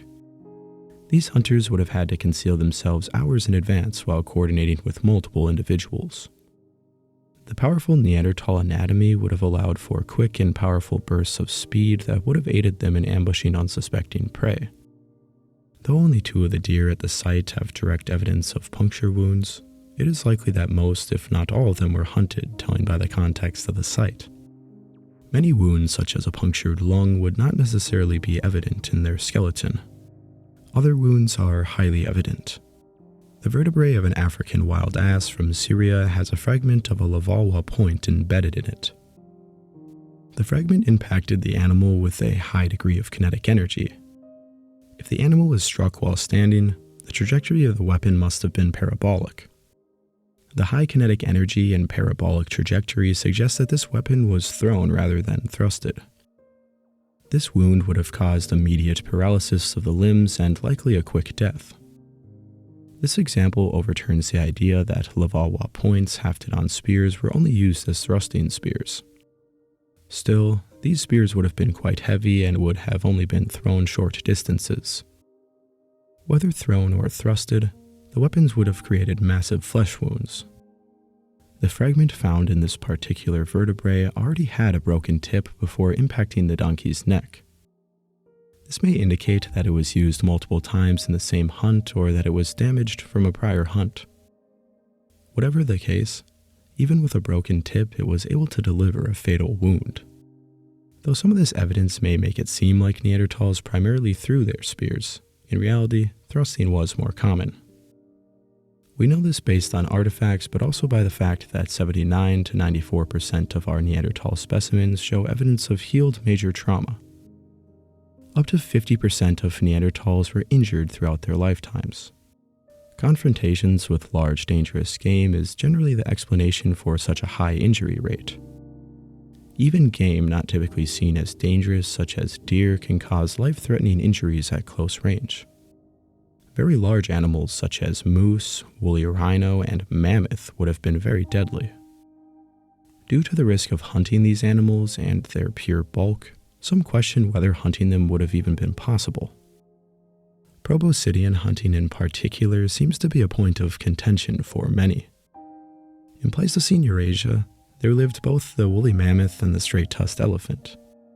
Woolly mammoth were around the same size of modern elephants, while the straight-tusked elephant was much larger. Recent contemporary hunter-gatherer populations in Africa have been known to take down adult elephants with only spears. In some cases, a singular hunter was able to sneak beneath an elephant before delivering a fatal blow from beneath the animal. Considering mammoths and elephants are known throughout many Neanderthal sites, it is certainly possible that some of these individuals were actively hunted. When taking into account the wide razor-sharp edges of a Levallois point in tandem with a heavy shaft, the idea of a group of Neanderthals taking down a mammoth or elephant seems much more plausible. Perhaps mature mammoths were only hunted in times of scarcity or perhaps before winter, though it can be said that they were not relied upon or were the usual prey of most Neanderthals. Though young mammoths and elephants may have been preyed on much more often. A fascinating site in Belgium called Spy Cave has evidence that Neanderthals preyed upon young mammoths. The site has many interesting remains, but the mammoth remains are peculiar. There is an abnormally high frequency of young mammoth skulls. In a very interesting paper, it is hypothesized young mammoths were targeted by these Neanderthals for their brain matter. The brains of young mammoths provided essential long-chain fatty acids. It was found that Neanderthals were less efficient than some modern humans at creating these fatty acids, which are very important for neural growth. Mammal brain tissue is one of the richest sources of these long-chain fatty acids. Therefore, eating these mammoth brains actually helped them in their own brain development. Another interesting thing about baby mammoths or elephants is that they are not naturally afraid of humans. Young elephant calves have no instinctive fear of humans and are known to attach themselves to them. It is possible that baby proboscideans were even kept as some kind of pets in rare instances. Though we would assume that these people would have just hunted a helpless animal mercilessly, even relatively unintelligent animals are known to form strange bonds with animals that they may typically see as prey. It is not out of the question that a group of Neanderthals well off with food may befriend a young mammoth to possibly eat later, or even just as a pet. Besides proboscideans, other very large animals were hunted. Multiple rhino species called Europe home. The woolly rhino weighed around 3,000 kilograms or 6,600 pounds. Merck's rhinoceros and the narrow-nosed rhinoceros both weighed around 1,800 kilograms or 4,000 pounds. At around half the weight, Camelus noblaki was much taller at 3 meters or 10 feet. The aurochs, the undomesticated ancestor of cattle, weighed as much as 1,500 kilograms or 3,300 pounds. Megaloceros was a giant species of deer with the largest antlers ever discovered. They weighed as much as 700 kilograms or 1,500 pounds and would have certainly been a sight to see. During interglacials, hippopotamus moved all the way up into Central Europe. Extinct species such as red deer, reindeer, ibex, moose, and bison were all hunted. Carnivores also seem to have been hunted. There was evidence of direct brown and cave bear hunting in and out of hibernation. Bear are not an easy animal to hunt, but they become much more vulnerable when hibernating. Other large predators such as cave lions, cave hyenas, and wolves would have all been prey occasionally. All of these animals would technically be considered megafauna. Megafauna are just animals that weigh over 45 kilograms or 100 pounds. But Neanderthals hunted a much larger variety of prey. Smaller animals such as birds, small mammals, and reptiles were hunted more than we once thought. Because these animals are smaller, their remains do not tend to preserve as well in the fossil record. Due to this, preservation bias made us think that Neanderthals only hunted large game. We even thought that Homo sapiens may have outcompeted them because they had an over-specialized diet. However, recent evidence has suggested otherwise. A team led by paleoanthropologist Eugene Morin examined the fossil rabbit remains from 8 Mediterranean sites. What they found was that most of the rabbit remains were adults. This suggests that they were not targeting the rabbits' homes, but instead hunting them individually. Rabbits do not provide very many calories and were likely only a snack, but the fact that Neanderthals were able to catch these animals is interesting. Rabbits are extremely difficult to catch by hand and are also hard to hunt with traditional weapons. Throwing sticks may have been used, but traps are generally more effective. Neanderthals were certainly cognitively advanced enough to create a variety of traps. Small game very well may have been caught with snares or deadfalls. The high rate of bird remains at their sites raise a number of questions regarding how they procured them. Birds are another animal that could have been caught with traps. The high rate of bird remains at their sites raise a number of questions regarding how they procured them. At sites in Gibraltar, the remains of 143 different bird species have been found, including ground-dwelling species and even eagles and vultures. Some bird species, such as chows, nest in caves at night and can be easily caught by hand. Ground-dwelling bird species, such as grouse or quail, could have been taken with throwing sticks, plain old rocks, or even traps. Birds of prey would have frequented carcasses, which would have made them vulnerable to being taken by a projectile. Though these birds are extremely intelligent and have extremely keen senses, it would have been very difficult to sneak up on them and even more difficult to actually kill them. Though the unusually high rate of eagle remains at Neanderthal sites and strange modifications to their bones suggest that eagles may have had a symbolic meaning in their culture. Another food source were reptiles. The remains of at least 20 butchered tortoises have been found at Bolomar Cave in Spain. Tortoises from the region became significantly smaller over time, likely reflecting overhunting, which may have led to their extinction in Iberia. Freshwater turtles were also caught at an ancient lake in Israel. Aquatic resources in general were quite an important part of the diet of some Neanderthal populations. Neanderthals seem to have exploited aquatic resources to a similar degree as our own early ancestors. Neanderthals, particularly in southern Europe, ate all kinds of marine life. Crabs, clams, seals, many species of fish, dolphins, and seabirds were all enjoyed. At Figueira Brava, Portugal, almost 800 shells of multiple species were found.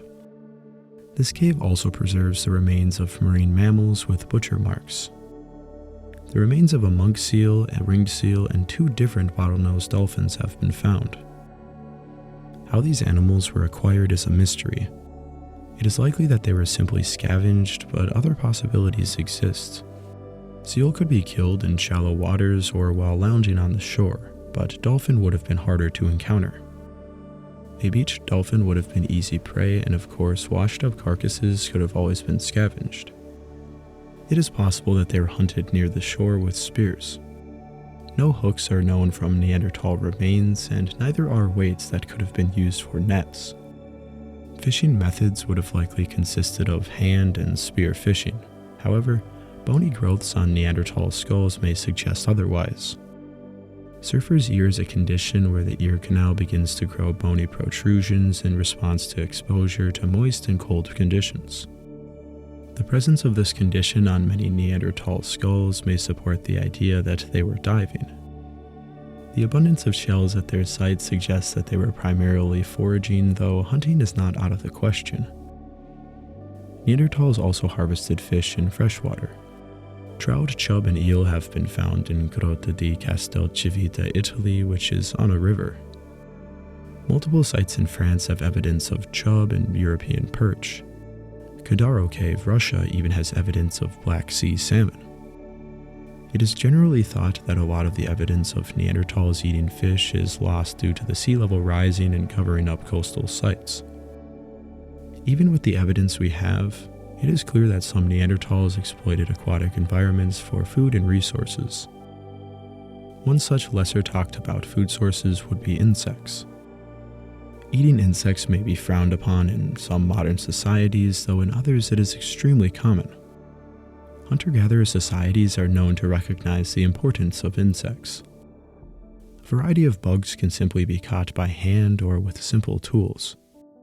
Smashing open rotting logs or scavenging grubs from carcasses could have easily provided valuable nutrients, especially in times of scarcity. Parasites on their prey and on themselves may have served as a quick snack. Some Arctic people have considered the parasites on the inside of caribou pelts to be a delicacy. There is currently no evidence of insect exploitation, though insects generally do not fossilize well, so that is not surprising. Since beeswax was mixed with some of their adhesives, we can assume that they were also harvesting honey. Contemporary hunter-gatherers are known to be obsessed with honey even if they get stung a little bit. Beehives would have provided them with tasty honey, nutritious larvae, and useful beeswax. The last food source we will be talking about is other Neanderthals. Neanderthals, just like Homo sapiens, practiced cannibalism from time to time. The oldest evidence of cannibalism from Neanderthals comes from 120,000 years ago. At Moulin-Guercy in southeastern France, the remains of at least 6 cannibalized individuals have been found. 2 adults, 2 teenagers, and 2 children. Their flesh was cut and scraped from the bone, and their bones were smashed and thrown among the remains of their other prey. Many of the Neanderthals at Moulin-Guercy seem to have suffered from malnutrition. This is evident by the thinner bands of enamel on several teeth from Moulin-Guercy cave. Only the remains of 6 individuals were cannibalized at the site, and subsequent layers of habitation do not include cannibalized remains. 2 authors of a 2019 paper about the site said, "The cannibalism highlighted at Moulin-Guercy is not a mark of bestiality or subhumanity. If anything, it's a gut-wrenchingly human story of hard choices and desperate times. At the end of the day, our bodies are edible and many will choose survival over starvation." Another cave in northern Spain paints a grimmer picture. At El Cedrón Cave, an exceptionally well-preserved assemblage of bones preserves the remains of 13 individuals. They include 3 adults, 4 adult females, 3 adolescents, 2 juveniles, and 1 infant.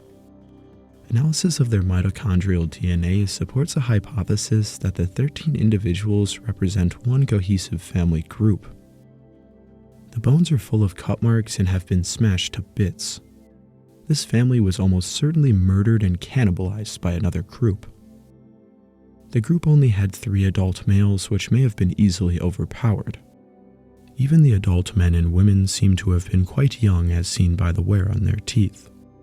This group may have been purposefully targeted as a food source by a larger, stronger group. The remains of this family also indicate that they had been suffering from nutritional stress for their entire lives. Their diet seems to have been made mostly of plant seeds, tubers, and a smaller quantity of meat. They may have been targeted by another tribe that was having trouble filling their stomachs. Another site in Belgium has grisly evidence of Neanderthals being butchered. Through the cut marks present on their bones, it was determined that the upper limbs were disarticulated, the lower limbs were defleshed and smashed, and the chest was disemboweled among other smaller cuts. Their butchering was conducted in a very similar way to their normal prey of reindeer. Some Neanderthal bones were also used as retouchers to freshen up the edges on their stone tools.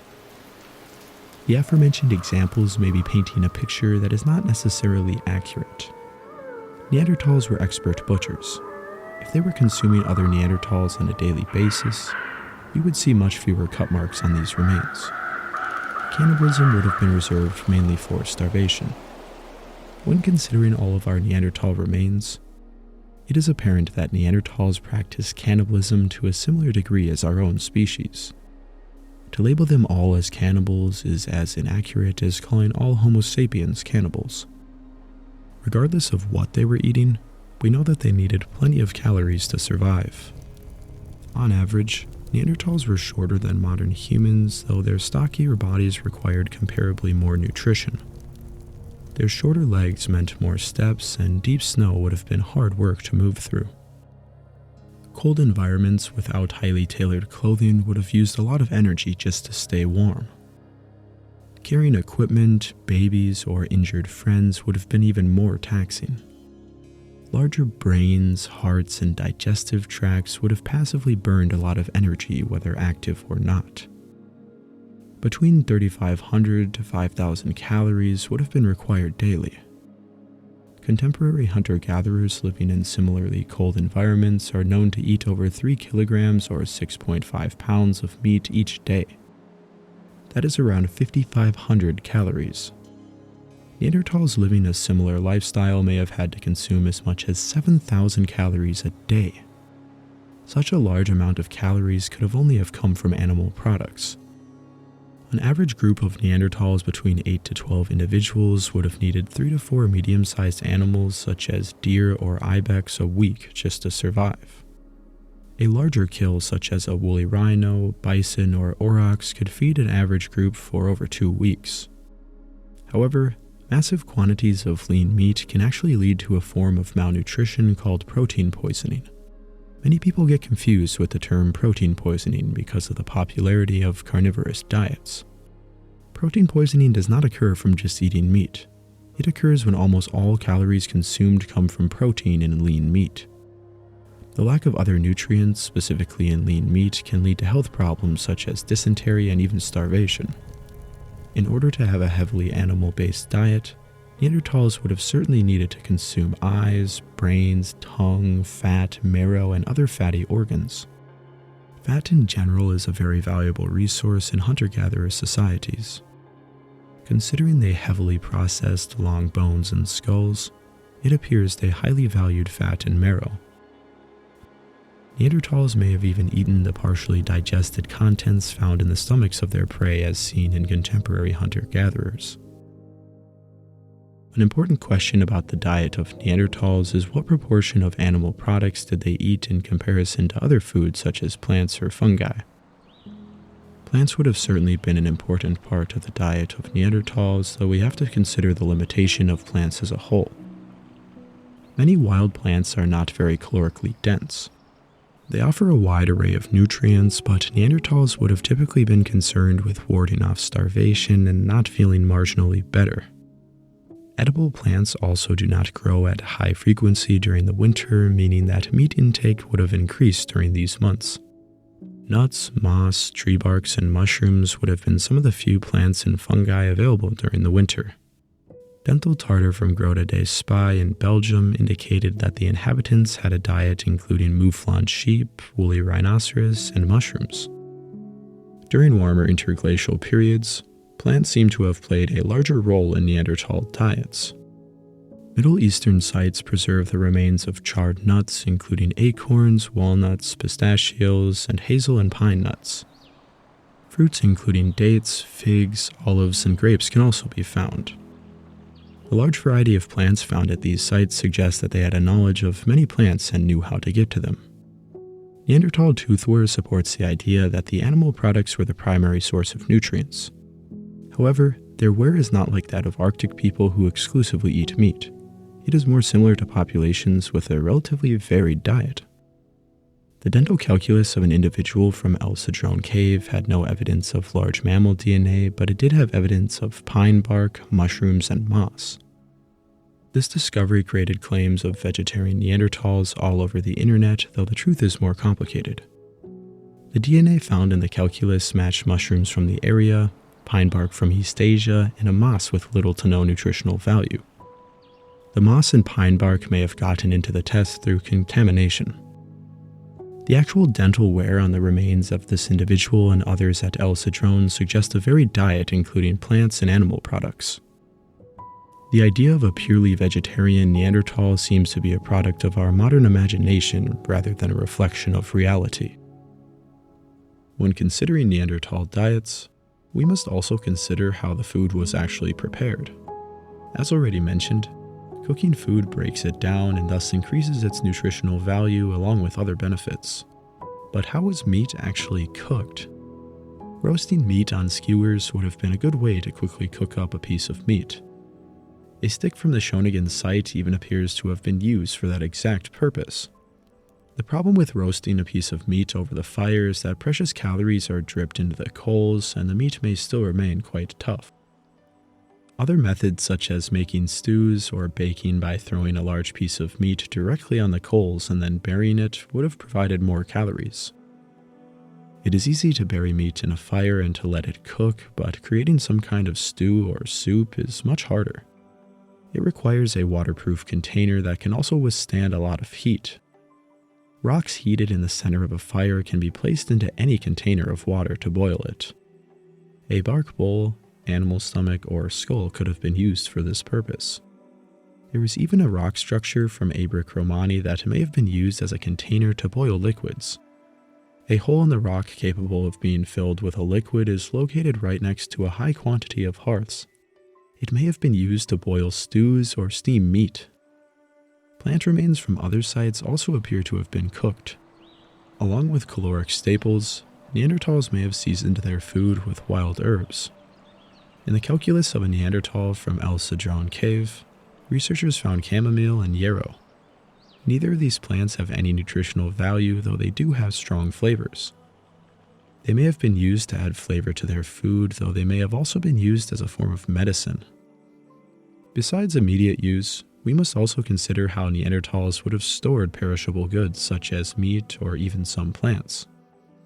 Killing or scavenging a woolly mammoth would have left a Neanderthal band with literally millions of calories, enough to feed a group of Neanderthals for months. Even an abundance of relatively smaller animals may have warranted preservation. At Grotte du Lazaret, France, a total of 23 red deer, 6 ibexes, 3 aurochs, and 1 roe deer appear to have been hunted in a single autumn hunting season. The entire carcasses appear to have been transported to the cave and then butchered. Because this is such a large amount of food to be consumed, it is possible these Neanderthals were curing and preserving it before winter set in.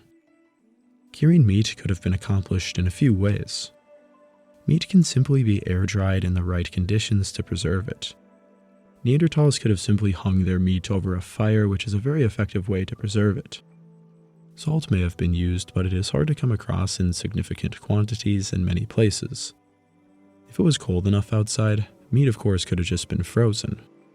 It could have stayed frozen for many months during glacial periods, possibly even in the summer depending on how cold the period was. Meat may have also been fermented. Many recent indigenous peoples fermented meat and other foods. At Cueva de los Aviones, Spain, the remains of shellfish and seaweed may indicate that water-soaked seaweed was being used to keep shellfish alive or to keep them fresh. There are many ways which Neanderthals may have preserved their foods, and our evidence does suggest that food preservation may have been going on. By procuring all these food resources, Neanderthals made themselves a target for carnivores and scavengers. Neanderthals were a dynamic part of their wider ecosystem that we cannot overlook. Cave lions as big as the biggest tigers targeted horses, large deer, aurochs, and bison. Prides of such lions would have certainly been a threat for any Neanderthals butchering prey. Homotherium, also known as the scimitar cat, hunted young mammoths and other fairly large game. Wolves and leopards hunted a variety of prey. Multiple species of bear would have ran into Neanderthals on many occasions.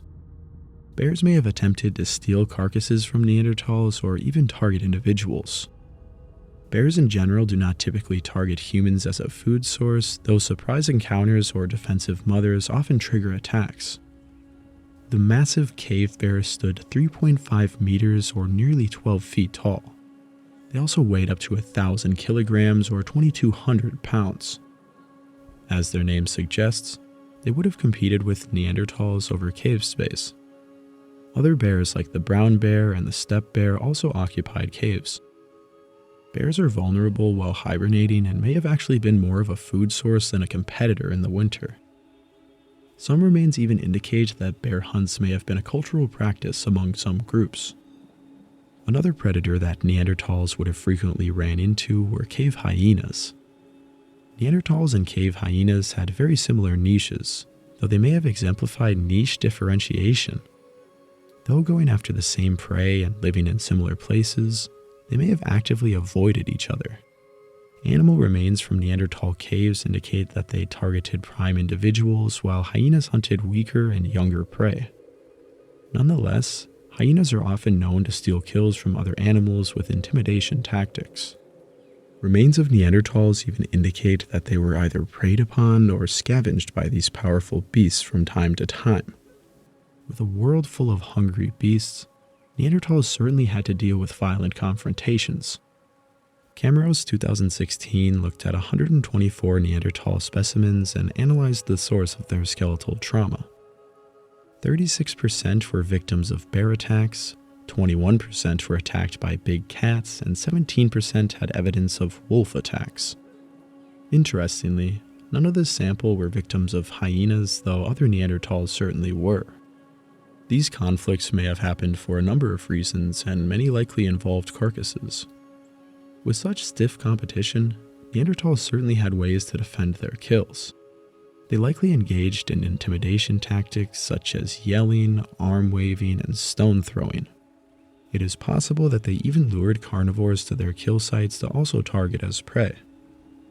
This may explain why carnivore remains are found at their sites. Still, these animals are very dangerous. Being able to quickly harvest game would have been a necessity. Deer and other medium-sized game would have been dragged off, but larger game would have put them at higher danger of encounters with lions or hyenas. We would think that, in fact, the Neanderthals would come to the carcass, to the kill site, rather than dissecting the carcass and bringing it to their locations of residence, their base camps, which are frequently rock shelters and cave sites, as well as some open-air sites. Modern humans, when they take large animals like that, they will bring the people to the carcass rather than bringing the parts of the carcass to the people. Campsites formed around large animal carcasses may have been nerve-wracking to live in, but it would have been the most calorie-efficient way to process a large animal. The idea of Neanderthal campsites conjures up questions about how they actually moved through the landscape. Neanderthals are most commonly pictured as cave dwellers. This is not just a stereotype. Caves were certainly heavily utilized. Though due to their ability to preserve remains, they are overrepresented. Depending on their structure, caves can provide protection from all sides and have a stable temperature. Fires were typically made near the entrance of the cave to, of course, prevent breathing hazards. It is possible that some form of wall or barrier was put at the end of caves to keep the cold out and to keep any predators from coming in. Many caves that Neanderthals used had an obvious organizational pattern. Dedicated areas were designed for sleeping, napping, butchery, and of course, the hearth. In some caves, specific hearths were reused for many generations. Some even have rocks around them that could have been used to contain the fire or maybe for butchery. Large blocks of stone are known from various Neanderthal sites. Some are surrounded with the remains of skulls, suggesting that they were used as an anvil for breaking hard bones open. Others that are not near animal remains may have been used to sit on or perhaps to rub hides against. Travertine from Abric Romani has preserved the remains of large pieces of wood. The wood may have been backup firewood, though it also may have been some kind of furniture or structure. Some caves have the remains of what seem to be post holes inside. Perhaps shelters were made inside of caves. There is also evidence that hides were placed on the ground in some caves as some sort of carpet or mat. Other caves have evidence of grass beds nearby a hearth, which were likely used for sleeping. Images of cold rocky caves with Neanderthals crouching on a dusty stone floor may not necessarily be very accurate. Instead, firelit living spaces with tents, rugs, and other furnishings may be a more accurate depiction of some of these caves. Though even well-established caves like Abric Romani were only used temporarily. Neanderthals were highly nomadic and only stayed for a period of weeks, not months or years. Only so many animals exist in one area, and once they were exhausted, Neanderthals moved on. Many animals also follow seasonal migrations, and Neanderthals would have moved with them. A site in Spain known as Texenares Cave may preserve a seasonal hunting camp. Horses are found at the site, but only during the late spring and early summer periods, a time when horses mate and are generally more vulnerable to predation. This site also had fewer hearths and stone tools than we would expect from a Neanderthal home. The site seems to have only been stayed at for a few days at a time, certainly not a place where generations of Neanderthals grew up. Other sites also show individual occupation periods that could have only been a couple of nights at most. Since there are not caves everywhere, Neanderthals would have certainly had to construct shelters. At the French site of La Folie, it appears that large wooden poles were rammed into the ground and supported with large stone blocks. The space was around 10 meters or 32 feet in diameter and was likely not roofed.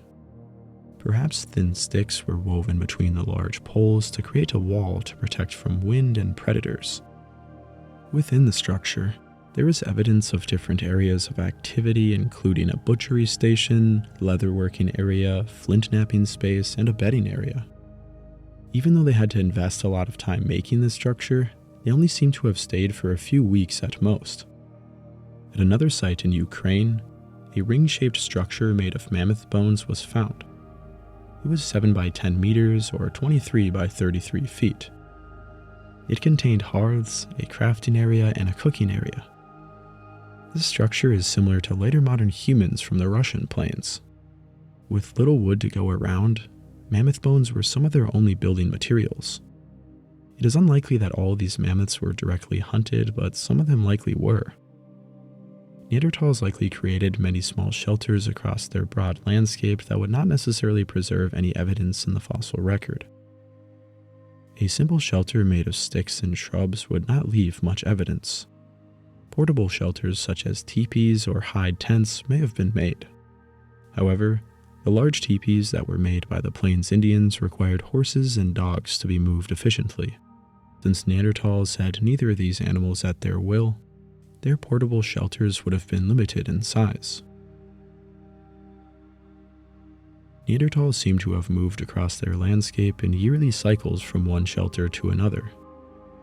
Some sites were repeatedly returned to for thousands of years. Occasionally, some of these sites were abandoned for decades or even hundreds of years before being reoccupied. Perhaps their inhabitants died out, or perhaps they found greener pastures elsewhere. It is hard to reconstruct their yearly cycle, but considering they returned to the same caves, there was certainly a rhyme and rhythm to their movement. Neanderthals did not seem very concerned with other Neanderthals taking their caves. This is likely because Neanderthal populations were always quite low. Analysis of Neanderthal DNA suggests that Neanderthal populations hardly exceeded 10,000 individuals and never exceeded 15,000 individuals. Populations were separated into small, isolated groups, with some being fairly inbred. The Neanderthals had a massive range from Britain to Siberia to the Middle East. Their overall range was as much as 26 million square kilometers or 10 million square miles. Despite their massive range, their population density was only 0.0002 individuals per square kilometer. Mongolia, the least populated country, has a population density of 2.07 individuals per square kilometer. To add to this, their population was only 1/10 of the size of the population of Homo sapiens who would eventually move into their territory. Their low population may have been due to a low fertility rate and a high infant mortality rate. Such a low population allowed for the proliferation of harmful gene variants, which in turn may have kept their population low. We will talk about their population further when we talk about their decline. Another aspect about their world that we must consider is how it changed over large time periods. The Earth has been in an ice age for roughly 2.5 million years. What most people think of when we talk about ice ages is the last glacial period. A glacial period is a cold period caused by variations in the Earth's orbit that affects how much solar radiation the Earth receives. The last glacial period lasted from 120,000 years ago to 11,500 years ago. They are then followed by a warmer interglacial period. We are currently in an interglacial period. During the roughly 400,000 years of Neanderthal existence, 4 different glacial periods occurred, with 4 different interglacials between them. These periods are far too long to be noticeable within a lifetime, though Neanderthal existence was undoubtedly dictated by these climatic changes. In glacial periods, northern Europe and much of the British Isles were covered by large glaciers. Central Europe was left as mostly barren tundra, while the Alps were also covered in glaciers. Many Neanderthal populations were forced to move south. Due to so much ice being locked up in glaciers, southern Europe swelled in landmass during these periods. Some islands could be simply walked to, and coastlines everywhere expanded. Inversely, Warmer interglacials would have allowed Neanderthals to move farther north, though territory would have been lost to rising sea levels. Interglacials in general were much more tolerable to live in, and Neanderthals had greater success during these times. Understanding these climatic changes can help us understand the larger picture of Neanderthal life. The last aspect of their landscape that we must consider is how did they actually move through it? Neanderthals were very adaptable and could live at sea level all the way up to relatively high altitudes. They were certainly not discouraged by high mountain ranges or low valleys. Just like modern human hunter-gatherers, they would have had a detailed mental map of their range.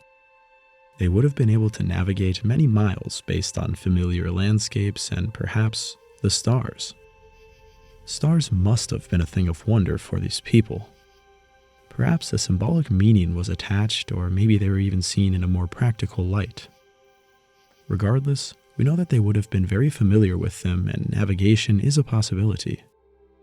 From analyzing how they used stone, we can get a hint about how they moved through their landscape. From their sites, poor quality stone is usually sourced within about 5 to 10 kilometers or 3 to 6 miles. This range may represent their typical foraging area once they reached a site. Poor quality stone was typically left within this range after the Neanderthals left. Only high quality stone would have been carried further. Quality flint was often carried more than 60 kilometers or 40 miles from its source before being discarded. The highest quality flint and the sharpest rock, obsidian, were carried more than 300 kilometers or 190 miles before being discarded. These tools may represent the existence of long-distance trade networks. Neanderthals likely did trade with other groups, though they were so nomadic that it is hard to rule out actual movement. Moving such distances would have required crossing significant obstacles. Streams and small rivers may have been simply walked or swam across, though larger rivers and oceans would have been difficult to cross. Despite this, Neanderthal remains are found on islands separated from the mainland by many miles. The only way to get to these islands would have been to swim or perhaps to use some sort of flotation device. Artifacts on Crete date back to between 130 and 107,000 years ago. Crete has been an island for some 5 million years and is 40 kilometers from its closest neighbor. Even during glacial periods when the sea level was much lower, it would have been nearly the same distance. 40 kilometers is quite a long distance to swim. Neanderthals would have not necessarily have been the best swimmers. Their high muscle mass and dense bones would have not made them very buoyant, and their short limbs would have not been the best to propel them. We must also consider that not all Neanderthals were full-grown adults. Teenagers, toddlers, and infants were all part of a Neanderthal group at any given time. Depending on their age, it would be nearly impossible for young Neanderthals to swim this far. Ambitious journeys such as crossing over to Crete were almost certainly highly planned affairs.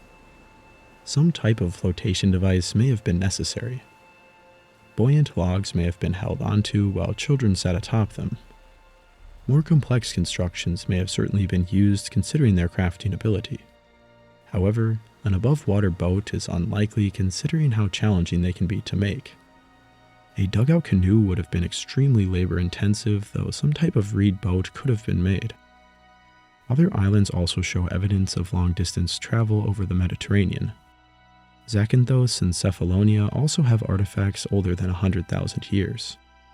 These islands were still islands during periods of low sea levels.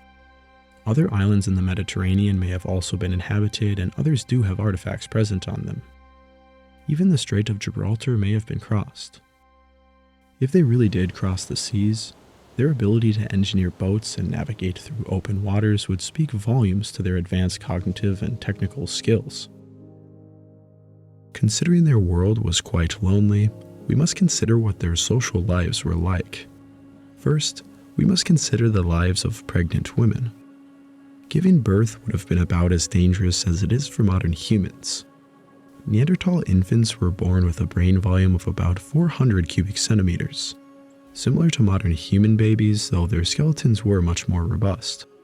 Female Neanderthals had larger pelvises than modern humans, but infants also had long and more robust skulls. pregnant Neanderthal mothers would have likely sought after shelters such as a cave or a rock shelter when their time was near.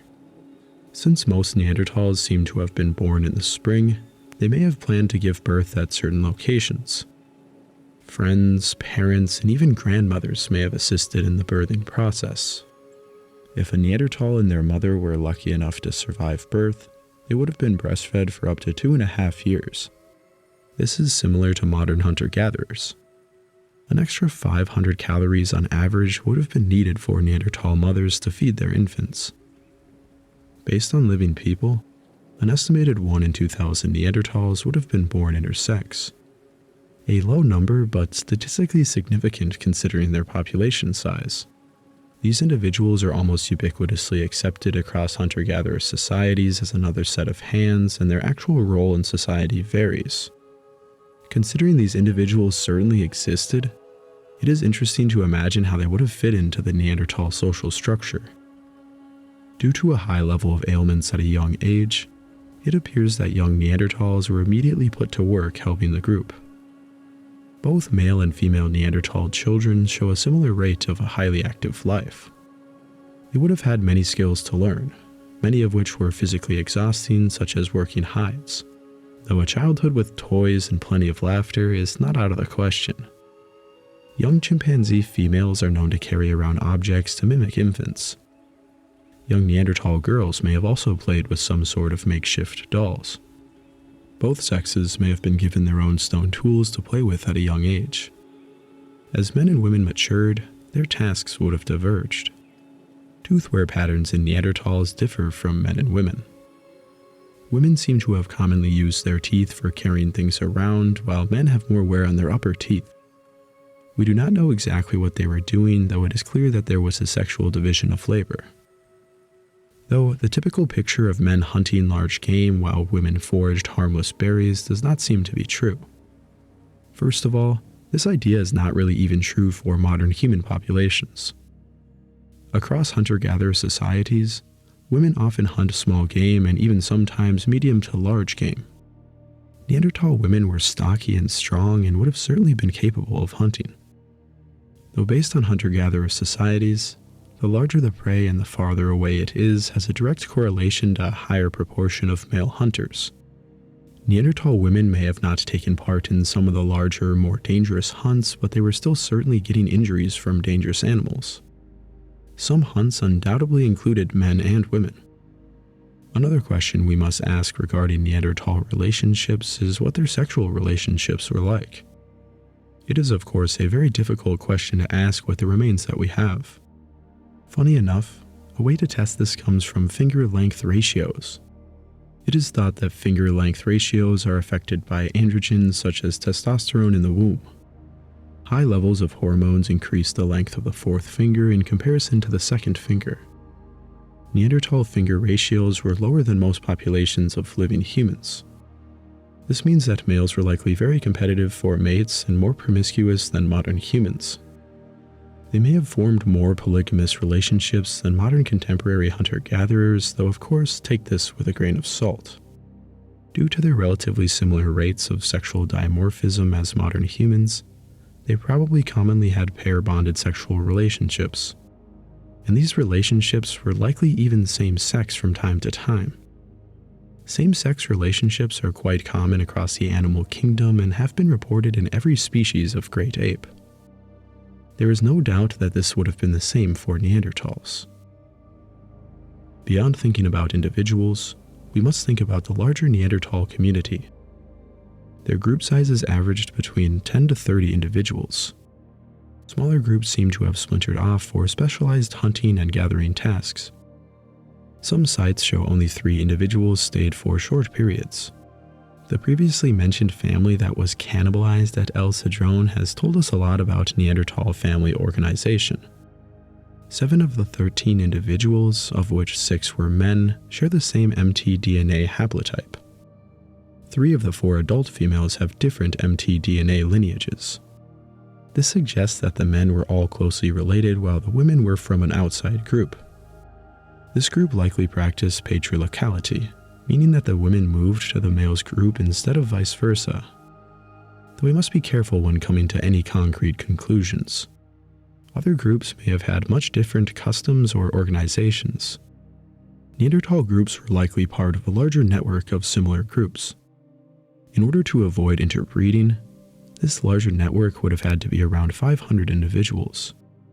Genetic evidence tells us that a fair amount of Neanderthals may have been inbred, though, based on artifact transfer, Neanderthals seem to have been capable of creating expansive ethno-linguistic tribes.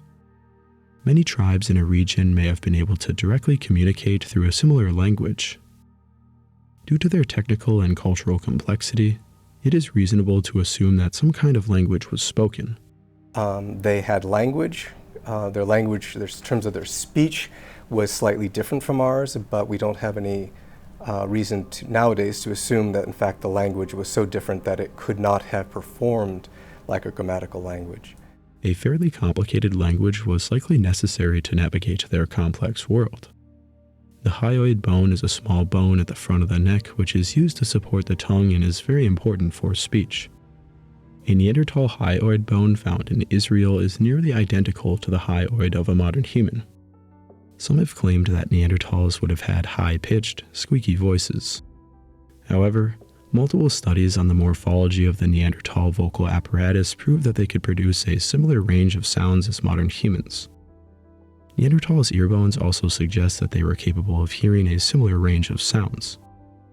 Beyond being able to make and hear complex noises, a complex brain is needed to process them. Neanderthals had an expanded Broca's area of their brain, which in modern humans is associated with the formulation of sentences and speech comprehension. They had similar rates of right-handedness as modern humans, which reflects asymmetry of the brain and supports language ability. DNA can offer us a more detailed look into what they may have been capable of. Among 48 genes associated with language in modern humans, 11 of their genes differ from modern humans. These 11 genes do not necessarily inhibit complex communication, but they do differ. Of the similar genes, Neanderthals had a FOXP2 gene, but it was not the same as our modern variant. This gene is associated with speech and language development. Overall, DNA evidence suggests that modern humans have a stronger ability to express language than our Neanderthal cousins. This makes sense considering that Neanderthals lived in secluded groups and overall had a lower population density. Modern humans in general are much more social than Neanderthals. When thinking about the actual language that they spoke, it is important to understand that there was not one singular Neanderthal language. Over their vast range, their languages may have even differed to a similar degree as contemporary indigenous people. There are 839 living languages in Papua New Guinea alone due to how isolated the populations on the island are. We can also imagine that some Neanderthal populations may have spoken very differently than we are familiar with. Some groups may have spoken with clicks such as Khoisan languages or possibly with whistles. Migrating groups of Neanderthals may have had a very difficult time communicating with each other. Neanderthal groups may have even found themselves interacting with people who were very culturally different. As mentioned early on in the video, there is evidence that Neanderthal cultures from Central Europe were different from southern ones, and another culture east of the Altai Mountains were also different. Not only did they use slightly different technology, but there was also anatomical differences. But we can't only think about culture from a geographical perspective. We must also consider time. Different tool-making traditions and cultures appeared throughout space and time. La Quina is a Neanderthal site from France where the La Quina mousterian industry was discovered. These Neanderthals had a specific way of life that was different from other groups. They specialized in reindeer hunting. Just like some modern cultures, they followed reindeer and lived off of what they provided. They brought their entire carcasses back to their sites and processed them with unique, thick, asymmetric tools. These tools could be retouched many times, useful for nomadic hunter-gatherers. The Quina techno-complex appeared around 80,000 years ago in southern France during the MIS-4 glacial period. This period was very cold and caused many prey animals to become regionally extinct. Hyenas also seem to have abandoned the area, possibly because of a lack of prey. Quenya sites contain mostly reindeer and hardly any red or roe deer. This suggests that these Neanderthals did not frequent forests and were more accustomed to the tundra. Reindeer are known to be very migratory, and Quenya sites appear to have hunted reindeer at all times of the year. This means that they were well aware of reindeer movements and either followed them or intercepted them along the way. Many Quenya sites also appear to have been intensely used, but only for short periods. The Quenya culture continued to exist after MIS4 ended and the warmer glacial period had begun. Though it would only be a few thousand years before the culture disappeared around 50,000 years ago. The important thing to understand about this culture is that it represents how the Neanderthal world was complex and distinct cultures formed and disbanded due to a variety of reasons. When considering how Neanderthal groups from different areas would have interacted with each other, we cannot overlook conflict or even war. Perhaps the ugliest and simultaneously most celebrated human cultural invention would be war. War is more or less ubiquitous across modern human cultures, and many like to speculate that it was the same way in prehistory. But warfare did not even appear in our own species until we started settling down and our populations rose rapidly. Some anthropologists have even considered warfare to be a relatively new cultural invention that is only around 10,000 years old. Though we think of warfare as fundamental to the human condition, it was actually quite rare during the Paleolithic. When considering warfare during this period, we must define what we even mean. Regarding Neanderthals, warfare would simply consist of separate groups attempting to kill or injure members of other groups. There are only a few examples that we could point to regarding Neanderthal conflict. The Neanderthal family at El Cedrone seems to be the victims of a starving group of neighbors. This example may classify as warfare, but seems to be more of a case of survival exocannibalism. A skeleton from France preserves a healed blade wound on top of an individual's head. Based on comparative and actualistic data, Zollicoffer 2002 concluded that this injury was inflicted during an act of intragroup interpersonal violence, meaning that the injury was likely inflicted by an individual within the victim's group. He was then nursed back to health by his group and possibly even by the individual that injured him. Considering the wider context, this example is not indicative of warfare with other groups, but rather violence within a group. At the Shandandar Cave of Iraq, a lesion on the rib of a Neanderthal is characteristic of a projectile weapon. The morphology of this injury is consistent with a low mass, low kinetic energy projectile weapon. The injury only damaged one rib, but may have also damaged the individual's lung. Shandandar 3 was 40 to 50 years old and may have died due to the wound. Whether it was a hunting accident, an act of interpersonal violence, or violence from another group, we may never know. It is possible that it was even made by modern humans, though we just don't know. Overall, conflict and warfare does not appear to have been very common in the Neanderthal world. Neanderthal populations were just too low to make conflict all that common. When considering their population density, there just does not seem to have been an incentive for two groups to fight. Since we have talked about the ugliest aspects of the human condition, we should talk about the most beautiful, the expression of art and culture. It was once thought that Neanderthals were not capable of symbolism. This was because early modern human remains are full of art, something that was seemingly absent from the Neanderthal fossil record. As more discoveries were made, it became apparent that Neanderthals were capable of symbolism, even if it was expressed quite differently than it was in early modern humans. Some of the first indications that Neanderthals may have thought symbolically came from the large amounts of red ochre found at their sites.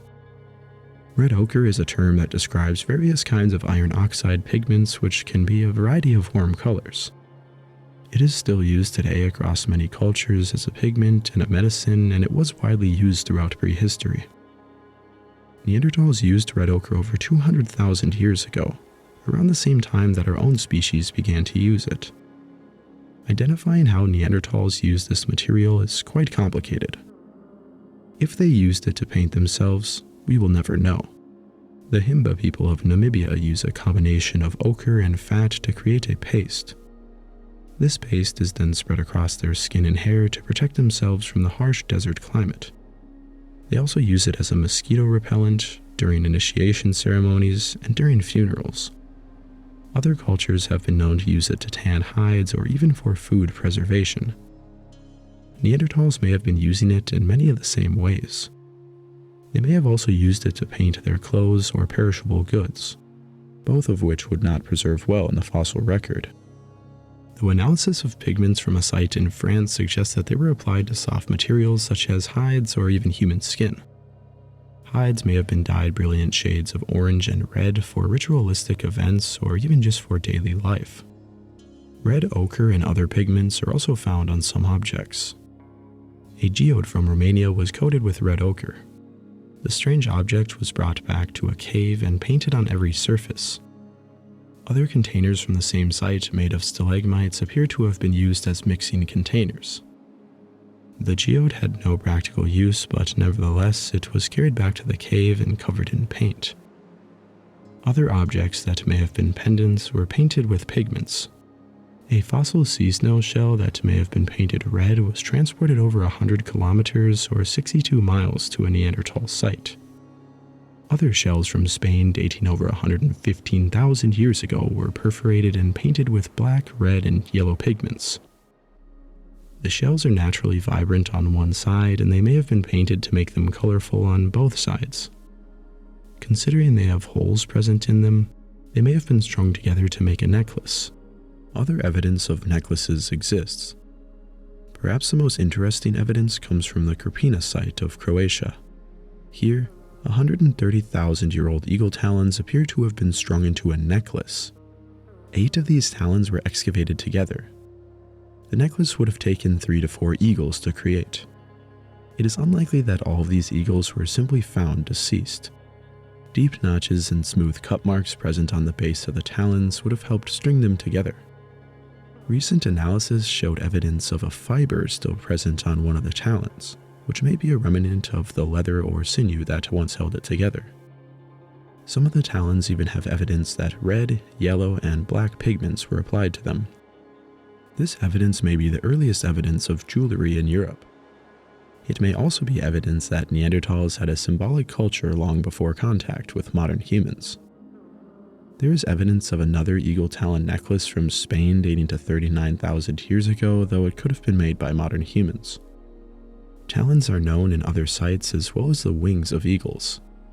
Interestingly, other parts of these birds without significant quantities of meat on them are present in many of their caves. Wings in general are vastly overrepresented in Neanderthal sites compared to other parts of birds. It appears that Neanderthals mainly selected the primary flight feathers from wings.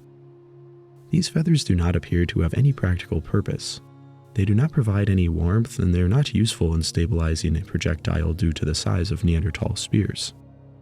The most likely answer would be that they were used for their inherent aesthetic value. Feathers are commonly used throughout indigenous societies for this very same purpose. Another site in Ukraine preserves evidence of modified raven bones.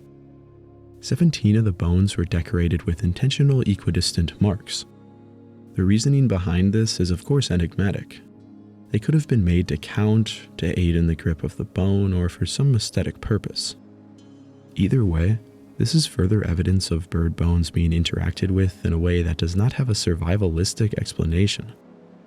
Birds, especially larger raptors and corvids, may have indeed had a symbolic meaning across many Neanderthal populations. Clearly, these animals are impressive, not only in the way they interacted with their environment, but also in their inherent aesthetic value. Bones from a variety of other animals also seem to have been treated in ways that are not consistent with butchery. A hyena bone from a cave in France has 9 strange parallel incisions. Perhaps it is evidence that Neanderthals were counting things. A giant deer phalanx from Germany has even stranger markings. The bone appears to have been cleaned of tissue and probably boiled. After drying, it was then carved with slanted, intersecting lines and smaller tick marks. Carving these deep notches would have taken some time, and it was certainly not accidental. A piece of flint from the Crimean Mountains has 13 deep lines scratched into the cortex. The lines would have had no practical function. Unmodified natural objects, known as manuports, are known throughout many Neanderthal sites. Neanderthals transported various rocks and even fossils to their sites. Some of these objects do have practical purposes, but we cannot look past their eye-catching looks. Quartz crystals can be knapped, and Neanderthals certainly did knap them, though others were left unmodified. Other minerals that they brought into their sites include cerussite, iron pyrite, calcite, and galena. A variety of fossils of aquatic organisms have been found at their sites, including shells, polyps, sea urchins, and belemnite beaks. A fossil numelite shell from Hungary even has a cross etched into it. Some of these aquatic animals would have been familiar to Neanderthals and may have been strange for them to see in the medium of stone. Though they did not understand how these fossils came to be, they undoubtedly found them to be interesting. Another fascinating artifact recovered from a Neanderthal site is the mask of Laroque Cotard. It was made of a piece of flint with a bone pushed through a hole on the midsection. It has been interpreted to resemble the upper half of the face, with the bone representing eyes. It may represent a human or even animal face. The actual function of this so-called mask is unknown. It is unlikely that this artifact would have been worn, considering it is made of a heavy piece of flint. It has been argued that it may have actually been a device for tying knots. Though it would be very coincidental that it was used for a different purpose, yet resembles a face. Its purpose remains unknown. Another intriguing object found at a Neanderthal site is the Divje Babe flute. Canadian musicologist Robert Fink said that the original flute had either a diatonic or pentatonic musical scale. This artifact is very controversial. Some claim it to have been made by modern humans, and others think it may have been made by a carnivore bite. The bone comes from a very young cave bear. The holes were likely made by humans and seem to have been deliberately spaced. It remains unknown whether it was a musical instrument. Another place where stunning artifacts have been found is at Denisova Cave. Though Denisova Cave is typically known as the place that housed Denisovans, Neanderthals also lived there. In fact, a girl that lived at this cave 90,000 years ago was the daughter of Denisovan and Neanderthal parents. This cave is the farthest east that we know Neanderthals lived. It is hard to tell how often Neanderthals would have been in the area, but we know at certain times they were. Artifacts from this cave become exceptionally interesting in younger layers dated to around 48,000 years ago. In these layers, there were many pendants, ostrich eggshell beads, a beautiful stone bracelet, and even a bone needle. These objects suggest that the inhabitants must have had drill technology. A stone hand drill could have worked, but a bow or pump drill would have been much better. These artifacts are much more indicative of a modern human assemblage, and they may have been made by them. Modern humans were in Siberia during this time, and they likely had a role in the creation of these tools. Though we cannot rule out the possibility that Neanderthals, Denisovans, or even a hybrid population between all three of these species were responsible. Besides artifacts, Neanderthals also decorated their living spaces to some extent. Art from Maltreviso Cave, also located in Spain, has been dated to 64,000 years ago. It was once thought that these paintings may have been made by Homo sapiens, but after a new dating technique was used, it proved that these were the work of Neanderthals. They are the oldest cave paintings found anywhere on Earth. They show abstract symbols and even what appear to be animals. In order to create these works, they had to venture deep into the cave with the aid of a light source. Interpreting what these symbols may represent is very difficult. A geometric ladder-like shape was made. Above it, over 100 dots of paint were placed. This would have taken precision and patience. 2 paintings of what have been interpreted to be animals fill 2 of the ladder's holes, both bulbous-looking herbivores, though these paintings may have actually been made by modern humans later. Then, to the right of the work, a very strange and complex symbol was made. It does not look to be a depiction of an animal or anything of the natural world, a purely symbolic creation. We can only imagine what the purpose of this painting was. Could it represent their culture or clan, a spoken word or a song, maybe a depiction of a primordial creation deity? In truth, we will never know. In this cave there also exists a couple of red ochre hand paintings. a trend that would be very widespread throughout the Upper Paleolithic. Some hunter-gatherers in Australia still practice this ancient tradition. Likely the longest living expression of art, a mark of one's hand, the Stone Age way of saying, "I was here." Looking at walls of these handprints can sometimes be eerie. Though they were distant in time, they were no less human. Their lives were as detailed and as complicated as the ones we're living right now. It seems now that Neanderthals may have been the pioneers of art, rather than the artless brutes that we once thought they were. This discovery has opened the door to the possibility that other European Paleolithic art could have been created by our evolutionary cousins. Since sapien and Neanderthal occupation overlaps, we can only say that the art was undoubtedly Neanderthal if it was older than about 44,000 years old. At the site of Leroux-Cotard, the same site as where the mask was discovered, evidence of red pigment on the walls as well as finger marks were likely made by Neanderthals. The site has tools characteristic of Neanderthals as well as faunal remains dating to over 44,000 years old. Another cave in southern Spain called the Cave of Nerja has various works created over the past 40-some thousand years. Recent dating methods have shown that some of the paintings are well over 42,000 years old. This has led some to speculate that they may be Neanderthal in origin. The paintings of two seals are among the oldest in the cave, which is an animal not commonly seen in cave art. Other cave art found around southern Europe could have been made by either Neanderthals or modern humans. These species both coexisted in the region for a few thousand years.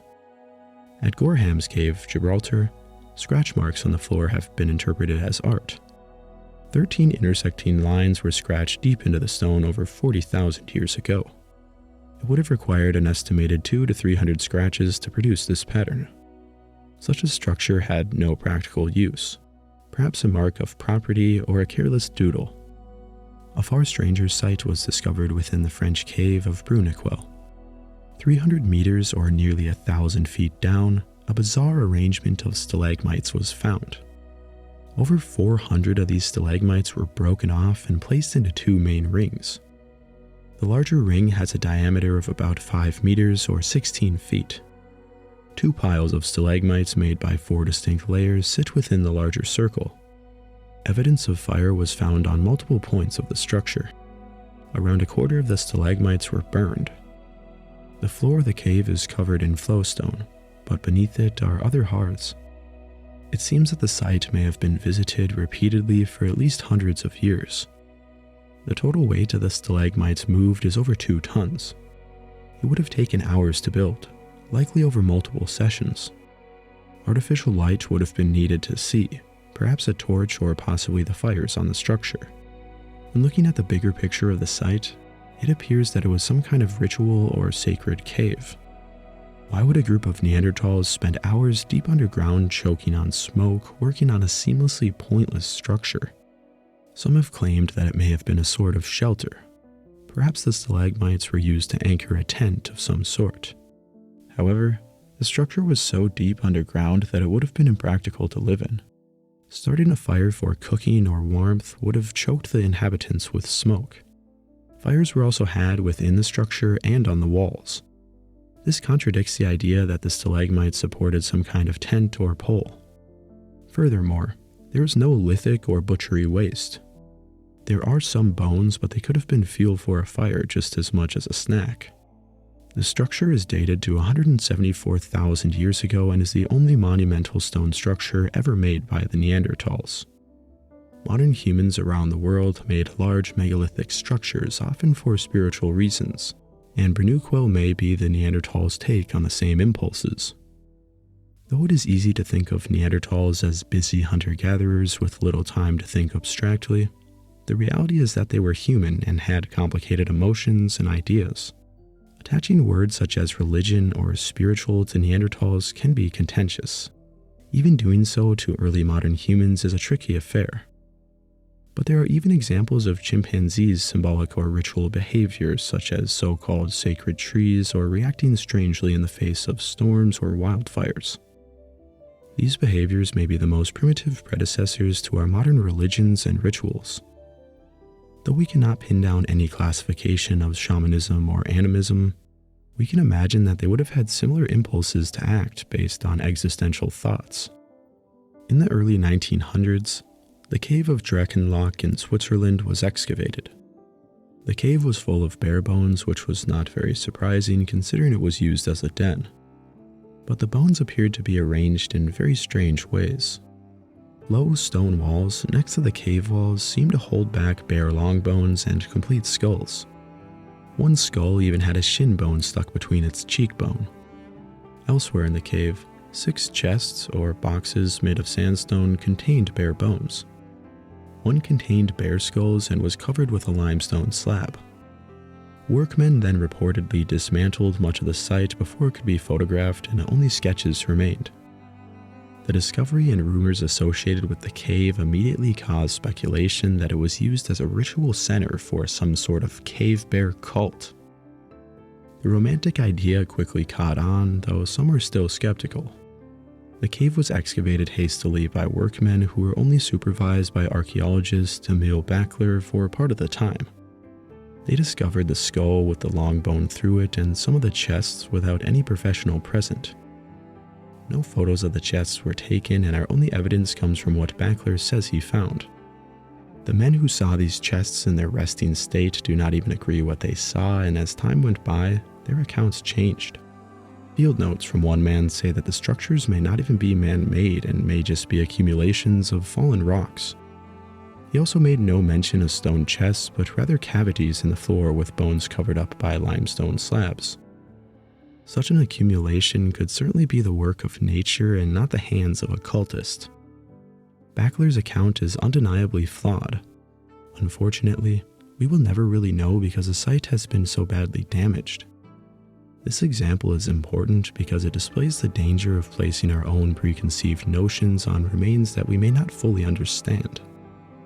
Neanderthals very well may have had various cults based on bears, birds, the seasons, or even the stars, though our evidence is far from conclusive. Perhaps the best evidence that they may have thought ritually or spiritually comes from the burial of their dead.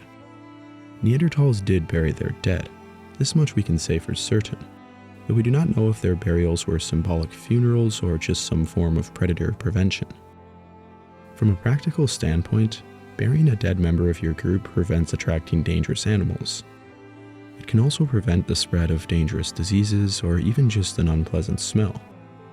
Though chimpanzees, elephants, and even whales are known to display mourning behaviors. Chimpanzee mothers are known to carry around their deceased children, while in one case, a chimpanzee used a grass tool to clean out the teeth of a dead friend. This would not necessarily classify as symbolic, but rather just a display of immense emotion.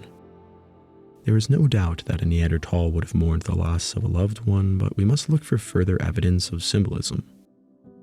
The first evidence of possible deliberate burial by Neanderthals comes from an individual from La Chapelle-aux-Saints, France. The remains seem to have been preserved in an artificial hole within the cave.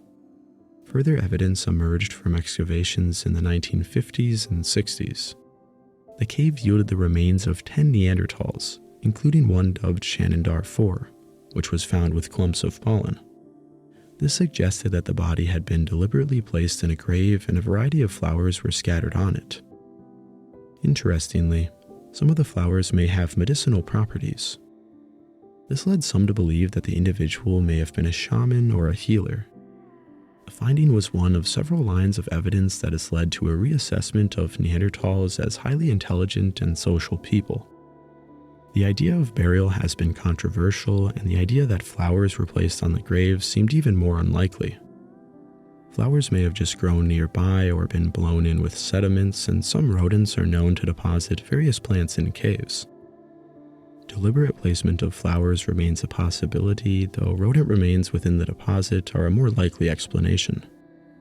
Re-examination of the site discovered another Neanderthal individual right next to the famous flower burial. These new remains showed the upper half of a Neanderthal in an anatomical position. Multiple lines of evidence indicate that the Neanderthal was deliberately buried, including the fact that the sediment layer around the body is visibly different from the layer below. Evidence of digging and replacement within the sediment is strong evidence for burial. A variety of other Neanderthal sites preserve evidence of burial, though it can sometimes be hard to rule out cave-ins or rockfalls. Actual deliberate Neanderthal burials typically consist of shallow graves and sometimes include grave goods. Some sites such as Shanidar Cave or La Ferraci may actually have been important mortuary centers for Neanderthals. Mortuary centers are known throughout many modern human cultures. Neolithic Europeans would bring their dead from far and wide to the site of Hafting. It is possible that Neanderthals would have made similar travels to these sites to put their loved ones to rest. Children and infants in particular seem to have been buried with great respect. An infant from La Ferraci, France had 3 flint scrapers buried with it.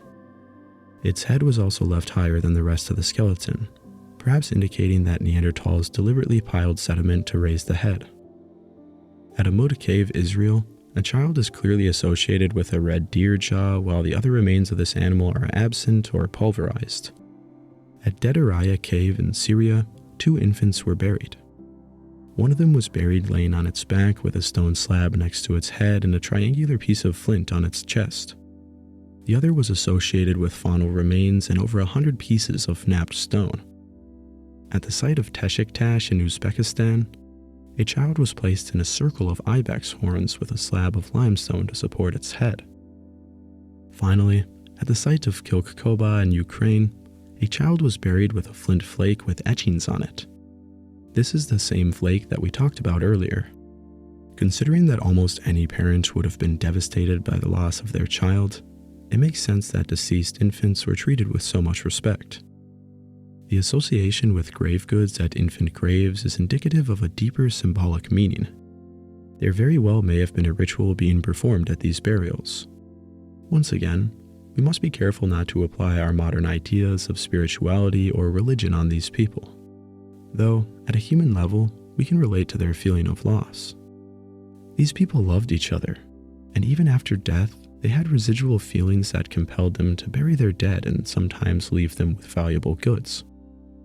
When considering all of our evidence of Neanderthal burial, it does not appear to have been exceptionally common. The oldest burials occurred 70,000 years ago and became more common as the years went by. This suggests that burials were a cultural invention that happened relatively recently in Neanderthal existence. This behavior may have increased in frequency and became more elaborate if more time was allowed. There have been over 400 individual Neanderthals discovered. This number may sound low because of the thousands of Neanderthals alive at any given time, but it is actually a lot. Fossilization is an extremely rare process, and humans also have to find these fossils. One of the reasons that we have so many fossils of Neanderthals is undoubtedly due to burial. Another kind of funeral we must take into account is ritual cannibalism. Though cannibalism is usually thought of as a predatory affair with an unwilling victim, this is only one kind of cannibalism. Mortuary cannibalism was actually quite common throughout history and prehistory. At the aforementioned Neolithic site of Hafting, individuals were brought from far distances before being butchered, pulverized, and then buried. The ones doing the butchery were likely loved ones who brought the dead to the site as a form of a funeral. Similar rituals have been seen in Papua New Guinea and Brazil. Communities of Papuans would commonly consume their deceased loved ones. The belief is that it is much better for the body to be eaten by their own people than by maggots or worms. It has been reported that many Papuans would personally request this funeral before death. Another tribe in Brazil, known as the Tupinamba, practiced ritual cannibalism on the deceased. They believed that the soul lives on in the body of their relatives once consumed. It was an essential practice to help their family relieve their grief. As you can see, cannibalism can actually be done out of great love and respect, and there is evidence that Neanderthals may have been engaging in a similar behavior. At the Croatian site of Krapina, where the possible eagle talon necklace was found, another intriguing thing was discovered. A well-preserved Neanderthal skull was found to have strange cut marks present on its forehead. At least 35 marks were made on the forehead of this individual, likely during the same session. The cut marks are not consistent with butchery and are more likely associated with the symbolic perimortem manipulation of the dead. It is difficult to say what was actually done to this individual, though he wasn't simply scoffed down by a hungry neighbor. Deceased Neanderthals were definitely treated differently in various Neanderthal populations. Some may have had many similarities with modern funerals, while others may have looked like a horror movie to us. Besides the way they treated their dead, we can also find hints of compassion in how they treated the living. Neanderthals lived very hard lives, and serious injuries were a common part of life. It is generally accepted that more than 80% of the skeletal remains known to archaeologists display several injuries. Most of these injuries were acquired during hunting or when traversing their often mountainous terrain. Despite so many injuries, many of them seem to have made impressive recoveries. Bone fractures often healed without significant deformities, suggesting that they had been set with a splint of some sort. Individuals with healed head trauma and rib lesions suggest that they had methods to prevent major blood loss. Bandages made of animal skin may have been used. Some Inuit groups today use rodent skin to dress wounds. It is feasible that Neanderthals would have come across similar methods to stop the blood flow and to keep the wound relatively hygienic. Perhaps more impressively, they appear to have avoided severe infections, indicating good long-term treatment of their wounds. The high level of injury and recovery from serious conditions, such as a broken leg, suggests that others must have collaborated in their care and helped them not only ease the pain, but to fight for their survival in such a way that they could regain health and actively participate in the group again. Neanderthals lived in small groups, so any loss of life could prove catastrophic for the survival of the group. Injury over disease was the most common threat, as Neanderthals didn't live in the type of environment or in large enough communities to be at high risk from pathogens. Their knowledge of medicinal plants appears to have been comparable to that of contemporary hunter-gatherers. Karen Hardy of the Catalan Institution for Research and Advanced Studies has spent years analyzing the calcified plaque left on Neanderthal teeth. In one individual, she found the chemical signatures of yarrow and chamomile. These plants may have been used as herbs, though they taste extremely bitter and have little nutritional value. She hypothesizes that they were instead used for self-medication. Both of these plants have anti-inflammatory and fever-reducing properties. At the Shannon-Dar Cave, the flower burial may have included these plants. Analysis of another Neanderthal individual revealed traces of poplar in the mold penicillin. Poplar contains the natural painkiller salicylic acid, while the mold penicillin is of course one of our most successful antibiotics. While we can't be sure that Neanderthals deliberately ingested these substances for medicinal purposes, it's telling that this individual suffered from a severe tooth abscess. The individual also had painful parasites which would have caused diarrhea. These plants were likely used to cure both of these ailments.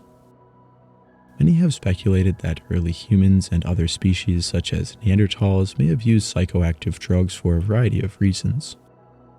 Evidence of psychoactive drug use only goes back a few thousand years, though it is likely underrepresented. Powerful hallucinogenic mushrooms did grow in the range of the Neanderthals, and they would have been aware of them. It is possible that they were consumed for their mind-altering effects, and perhaps they were even part of spiritual practices. However, no evidence of these mushrooms exists in Neanderthal dental calculus or at Neanderthal sites. It is entirely possible that these mushrooms are being consumed, though without evidence, we can only speculate. Some have proposed that psilocybin mushrooms may have had a profound effect on the evolution of our genus, though this theory has little evidence to support it. It appears that psychoactive drugs were not used very much until relatively recently in human history. Besides medicine or drugs, other healthcare practices would have also been very important. Sick, injured, and especially elderly individuals would have had to be fed and cared for. Perhaps the most fascinating display of Neanderthal healthcare and compassion comes from the remains at Shannon-Dar Cave. Remains of a Neanderthal who survived well into his 40s were named Shannon-Dar 1. This man lived an excessively painful life. He he had suffered a violent blow to the left side of his head at a young age. It fractured his orbital and left him partially or totally blind in his left eye. His teeth were abnormally worn, a sign of a degenerative disease.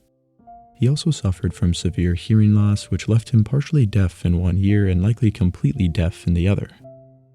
Damage to his C5 vertebrae caused his right arm to lose muscle function. This arm was likely amputated later in his life. If so, it is the earliest evidence of amputation on a living individual. The damage to his arm and vertebrae caused some paralysis on the right side of his body. And to add to all this, he suffered from not one, but 2 broken legs. They had healed, but left him with a painful limp. Even so, his legs seem to have been walked on to a similar degree as other Neanderthals. With all of these debilitating injuries, he seems to have survived well into his 40s, perhaps nearing his 50s. Though he was still able to walk and use one arm, he wasn't taking down woolly rhino by himself. He undoubtedly survived with a little help from his friends. They would have had to at least partially feed him and certainly protect him from predators. After a long and loving life, he appeared to have died of natural causes. This level of altruism is hardly ever associated with the Neanderthals. Even some human hunter-gatherers have practiced killing off the weak and elderly for the good of the tribe. But these Neanderthals, all those thousands of years ago, valued this man. He was a part of their family, a father, a brother, maybe even a grandparent. At the tribe's expense, he was kept alive. Perhaps he actually provided the tribe plenty of valuable information that actually benefited their survival. Elderly Neanderthal remains are not exceptionally common, though there are misconceptions regarding their lifespan and life expectancy. Lifespan is defined as the maximum number of years that an individual can live, while life expectancy is the average number of years that an individual lives. Neanderthals had a life expectancy of between 25 to 40 years old. This is about the same as modern human hunter-gatherers depending on what population you are looking at. But these hunter-gatherers can have lifespans over 70 years of age. Even a wild chimpanzee reached an age of 63, while captive individuals can reach their late 70s or early 80s. It is perfectly reasonable that a very small number of Neanderthals could have made it to a similar age. At any given time, a Neanderthal group may have even had individuals in their 40s or even 50s who actively participated in daily activities. 3 living generations would have not been out of the ordinary for any group. Older individuals would have been highly knowledgeable about many things. They would have had a much more detailed mental map of the landscape than younger individuals. They could also remember seasons where there may have been much more snow or times when herds migrated in unexpected ways. Even if they were not able to directly hunt large game, they would have been competent at hunting small game, time-consuming foraging, and taking care of the little ones. Young Neanderthals would have had to have been taught flint knapping for many hours. Though some Neanderthal tools may look simplistic, creating them can be a challenge even for modern flint knappers. We also have to think about the fact that even prime-aged adults would have been injured fairly frequently and would have needed care. We also cannot underestimate the importance of elders telling stories around the fire. A simple tale about an old friend eaten by a cave bear may have served as an important educational moment for anyone listening. Stories from long ago may have been passed on for many generations. Australian Aboriginals from coast to coast tell stories of when the sea rose long, long ago. Much of Australia is surrounded by extensive shallow shores no more than 9 meters or 30 feet deep. Over 7,000 years ago, they would have been grazing grounds with many other islands sitting offshore. After the glaciers melted, the sea levels rose and an unimaginable amount of land sank beneath the shore. Over the next 400 generations, stories about the rising waters persisted. Some even recall the names of great islands that were once above the waves. Similar stories may have actually been important for Neanderthal survival. Their climate was ever-changing and herds moved accordingly. Stories of massive glaciers or rising sea levels may have persisted for hundreds or even thousands of years. It is even possible, if not likely, that some of these stories were passed on to the newcomers from the south. Neanderthals and Homo sapiens were not completely isolated from each other for hundreds of thousands of years. Remains from Apodema Cave dating to 210,000 years ago suggest that archaic Homo sapiens may have been present in Greece much earlier than once thought. Though if these fossils do represent sapiens, they do not appear to have stayed long. The fossils may represent an occasional unsuccessful migration deep within Europe from the Near East. The Near East was a very important place for our species and for Neanderthals. Both species ranged throughout it, and genetics suggests that interbreeding occurred as early as 120,000 years ago. Homo sapien remains from a number of sites in Israel date as far back as 200,000 years ago, and nearby Neanderthal sites date to the same period. There is no doubt that Neanderthals and modern humans in the Near East regularly interacted and even created families together. For over 100,000 years, both Neanderthals and modern humans lived in this region.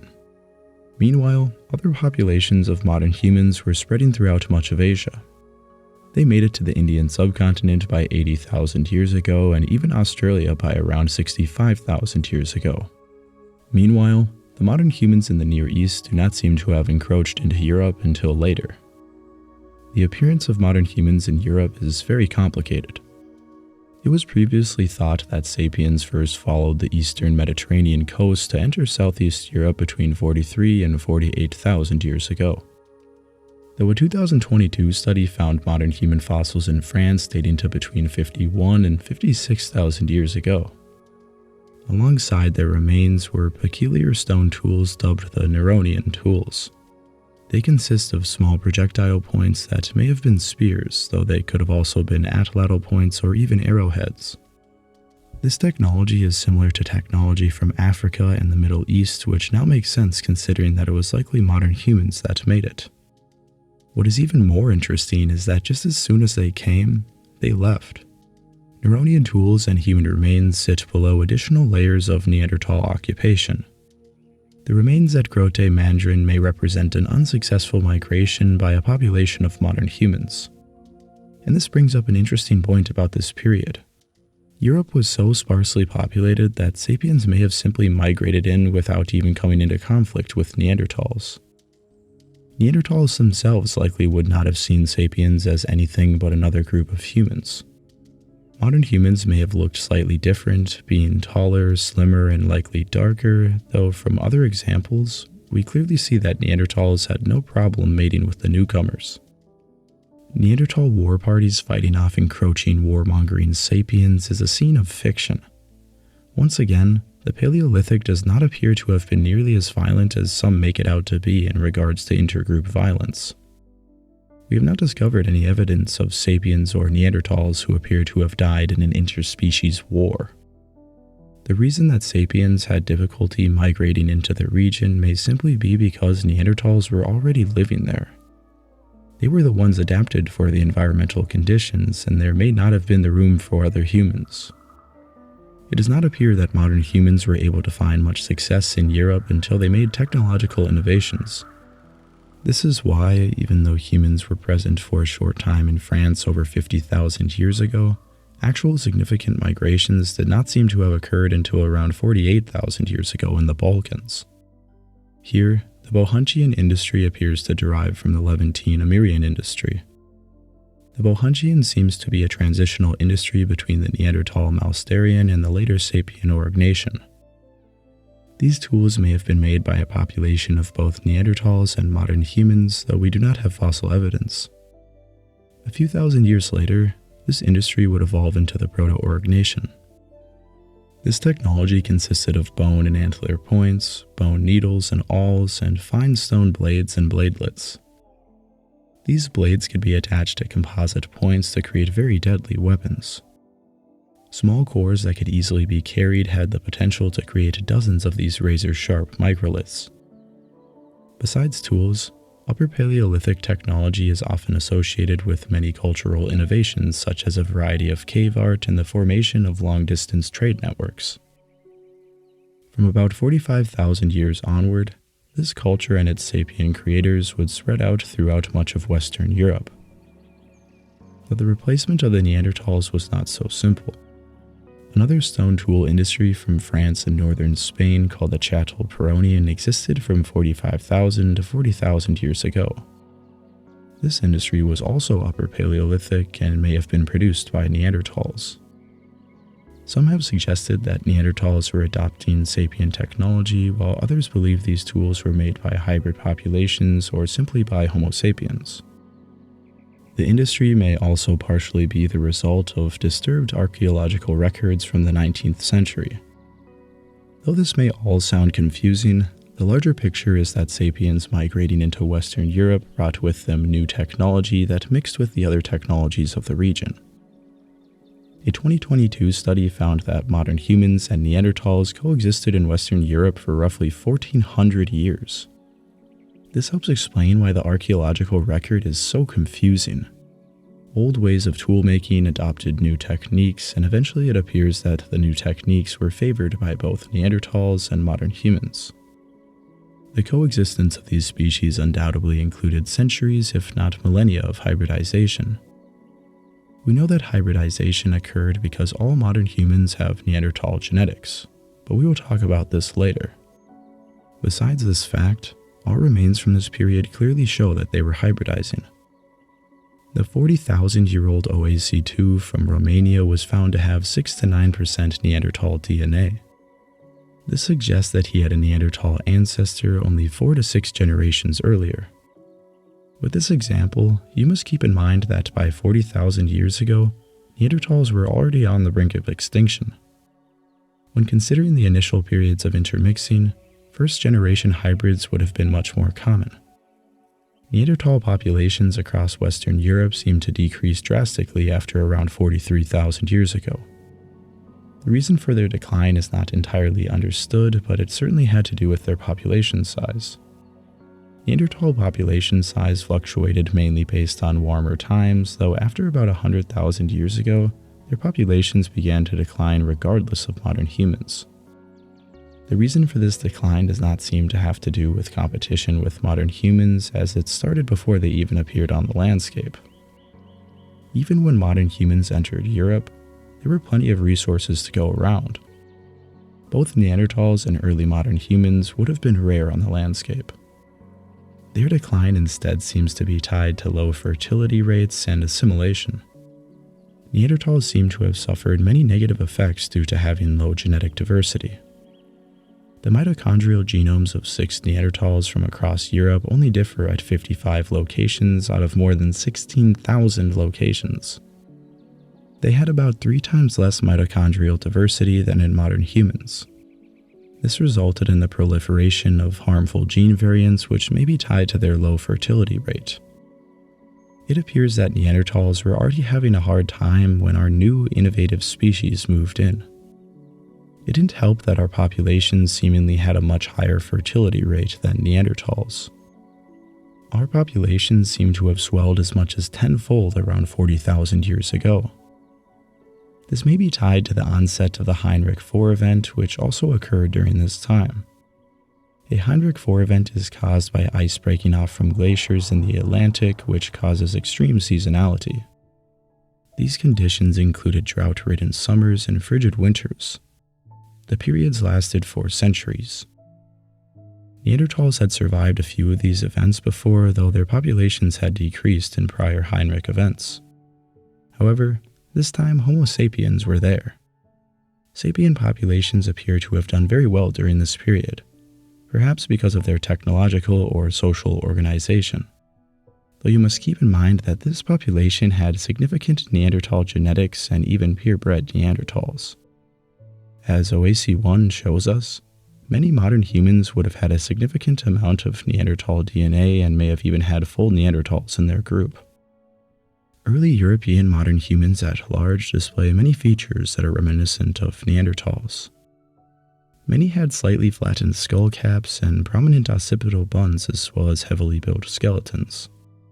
The frequency of these features in early populations suggests that interbreeding was much more common than once thought. These features would persist for tens of thousands of years, though they significantly diminished throughout the Upper Paleolithic. It appears that many Neanderthal genes were eventually naturally bred out of the population throughout time. Some of these genes were initially quite harmful, though others may have helped these newcomers adapt to the European environment. When considering the disappearance of Neanderthals, we must understand that it was a very long process. Neanderthals appear to have been more or less bred out of existence. Many of their populations were simply assimilated into our own populations. Their genetics in subsequent hybrid populations were watered down by the more numerous Homo sapiens. Other groups of Neanderthals may have been outcompeted for food resources by groups of sapiens or hybrid groups. However, remember that Europe is a big place and it was underpopulated during this time. There would have been plenty of room for many of these groups to coexist. Still, the possibility exists that some groups of Neanderthals were outcompeted or perhaps, in rare occasions, even targeted for violent attacks. Another aspect to consider about their extinction is, when did the last true Neanderthals actually go extinct? The Neanderthal range is full of isolated, hard-to-reach areas that could have harbored Neanderthals for much longer than mainland Europe. Even the entire Iberian Peninsula seems to have remained isolated from sapien dispersal later than the rest of Western Europe. It has been hypothesized that the Ebro River in northern Spain may have been a formidable geographical barrier for sapien populations. Re-evaluations of sites suggest that sapiens may have been able to cross the river even over 42,000 years ago, though Neanderthal populations may have still remained in isolated areas throughout Iberia post 40,000 years ago. Most purebred Neanderthals were already absent from Western Europe at this time and whimpered to virtually nothing in the next 1,000 years. Though, Neanderthals in Gibraltar may have survived much longer, possibly as late as 30,000 years. Though the evidence for this is based upon unusual artifacts and climatic patterns rather than direct dating. Populations elsewhere may have also survived much longer. Mousterian tools dating to post 34,000 years ago in northern Siberia may represent a late surviving Neanderthal population, though these tools could have been made by sapiens as well. More direct evidence would need to be found. Neanderthal populations living in Central or Eastern Asia may have been some of the last. Though Neanderthals have only been found as far east as Denisova Cave, they may have been more widespread in the region than the fossils suggest. Overall, it is clear that no exact date can be given for the extinction of purebred Neanderthals. By around 40,000 years ago, Neanderthal populations were nearly non-existent, and any evidence after 37,000 years ago is very rare and often controversial. The last Neanderthal likely took their last breath in some remote mountain refuge, perhaps surrounded by a family of hybrids and sapiens. The picture of Neanderthal extinction I have laid before you is one of assimilation, infertility, and gradual decline. This picture is supported by much more evidence than sensationalist claims that Neanderthals went extinct because they couldn't hunt this or that, or because their technology was not as complex as some Upper Paleolithic technologies. There are many reasons why Neanderthal populations may have been suffering, such as diseases or unfavorable changes in the climate, but the larger picture is that they were essentially absorbed into modern human populations. It could be said that Neanderthals as a species were less innovative than Homo sapiens, though there are many nuances involved in this assessment. Neanderthal technology did appear to stagnate for tens of thousands of years, though we can only really assess their stone technology. We do not know exactly what kind of advancements were being made. We are aware that Neanderthal cultures adapted to different conditions, such as the reindeer hunters of the Quinoa Neanderthals. But their technology did not actually advance. It was just utilizing similar techniques in a different way.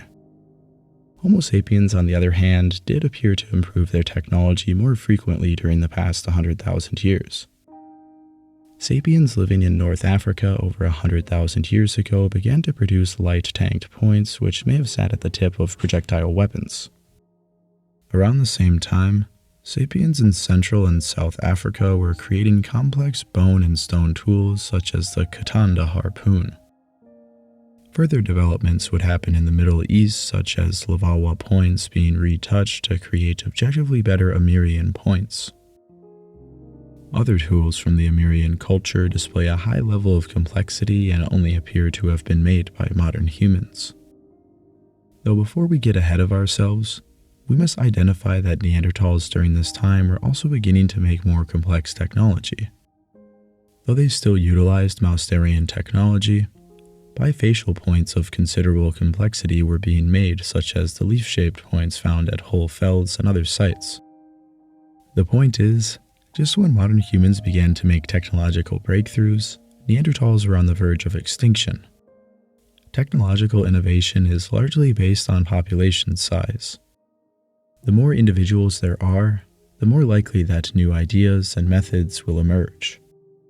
Since Neanderthal populations were always quite low, their ability to innovate also remained quite poor. Though after sapiens moved into Europe, interbred with Neanderthals, and expanded their populations, innovation became much more common. This period is called the Upper Paleolithic. Regional stone tool industries appeared with art and complex culture. The Upper Paleolithic is something that the culture changes quickly. So we can talk about every 8 to 10,000 years, we can recognize a different Upper Paleolithic cultural entity where they make different stone tools, they make different bone tools, different forms of art, and they change every 5 to 10,000 years. Whereas Neanderthals had the same access to same resources, and they did not change at that rate, and things didn't go viral across, let's say, Eurasia, or at least Western Europe to Central Europe, which we see with modern humans in the Upper Paleolithic. It is easy to take in this information and simply think that Neanderthals were cognitively unable to advance as our species was. But you must consider that Neanderthal technology may have simply innovated over time if sapiens never entered Europe. Though we are talking about hypotheticals, it is important to identify that our own ancestors were living with relatively similar technology to Neanderthals for hundreds of thousands of years before gradually innovating and expanding around the world. It therefore may have been our culture which propelled us forward rather than our anatomy. Neanderthals were certainly able to survive with their anatomy, but their culture stagnated and was assimilated and replaced. If the dice rolled differently, it very well could have been Neanderthals that expanded around the world. After all, we are both just descendants from the same common ancestors with a slightly different anatomy. Another question regarding their extinction is whether we can truly even consider them extinct at all. Neanderthal genetics exist in every modern human population alive today. Though Neanderthals primarily lived in Europe and parts of Asia, their genetics can be found all over the world. This is of course because any population of modern human outside of Africa had to pass through the Middle East and inevitably run into Neanderthal ancestry. It was once thought that populations of sub-Saharan Africans did not possess Neanderthal genetics, though this is found to be false. Recent studies have proven that every African population has some degree of Neanderthal DNA, and surprisingly more than once thought. On average, African individuals have about 17 megabases of Neanderthal DNA, or 0.3% of their genome. These genes entered African genomes when populations migrated back into the continent and also throughout prehistoric and historic periods. People throughout the rest of the world have comparatively more Neanderthal DNA. Despite the fact that Europe was the main home of the Neanderthals, Europeans do not have the most Neanderthal DNA. They have between 1.8 to 2.4% Neanderthal DNA, while East Asian, Oceanian, Aboriginal Australian, and Indigenous Americans have between 2.3 to 2.5%. Pre-agriculture Europeans appear to have had similar levels to modern Asians, but these levels have decreased with migrations. Interestingly, most modern European DNA actually comes from Western Asia and only spread to the region in the past 10,000 years. In fact, Odyssey, the man with a recent Neanderthal ancestor from Romania, is more closely related to Americans and East Asians than to any European. Well, it is clear that Neanderthal genes are present in all modern humans, but what does 2% Neanderthal DNA even mean? After all, don't we share 99% of our DNA with chimpanzees? This is a question commonly asked in regards to Neanderthals, and it is reasonable to ask.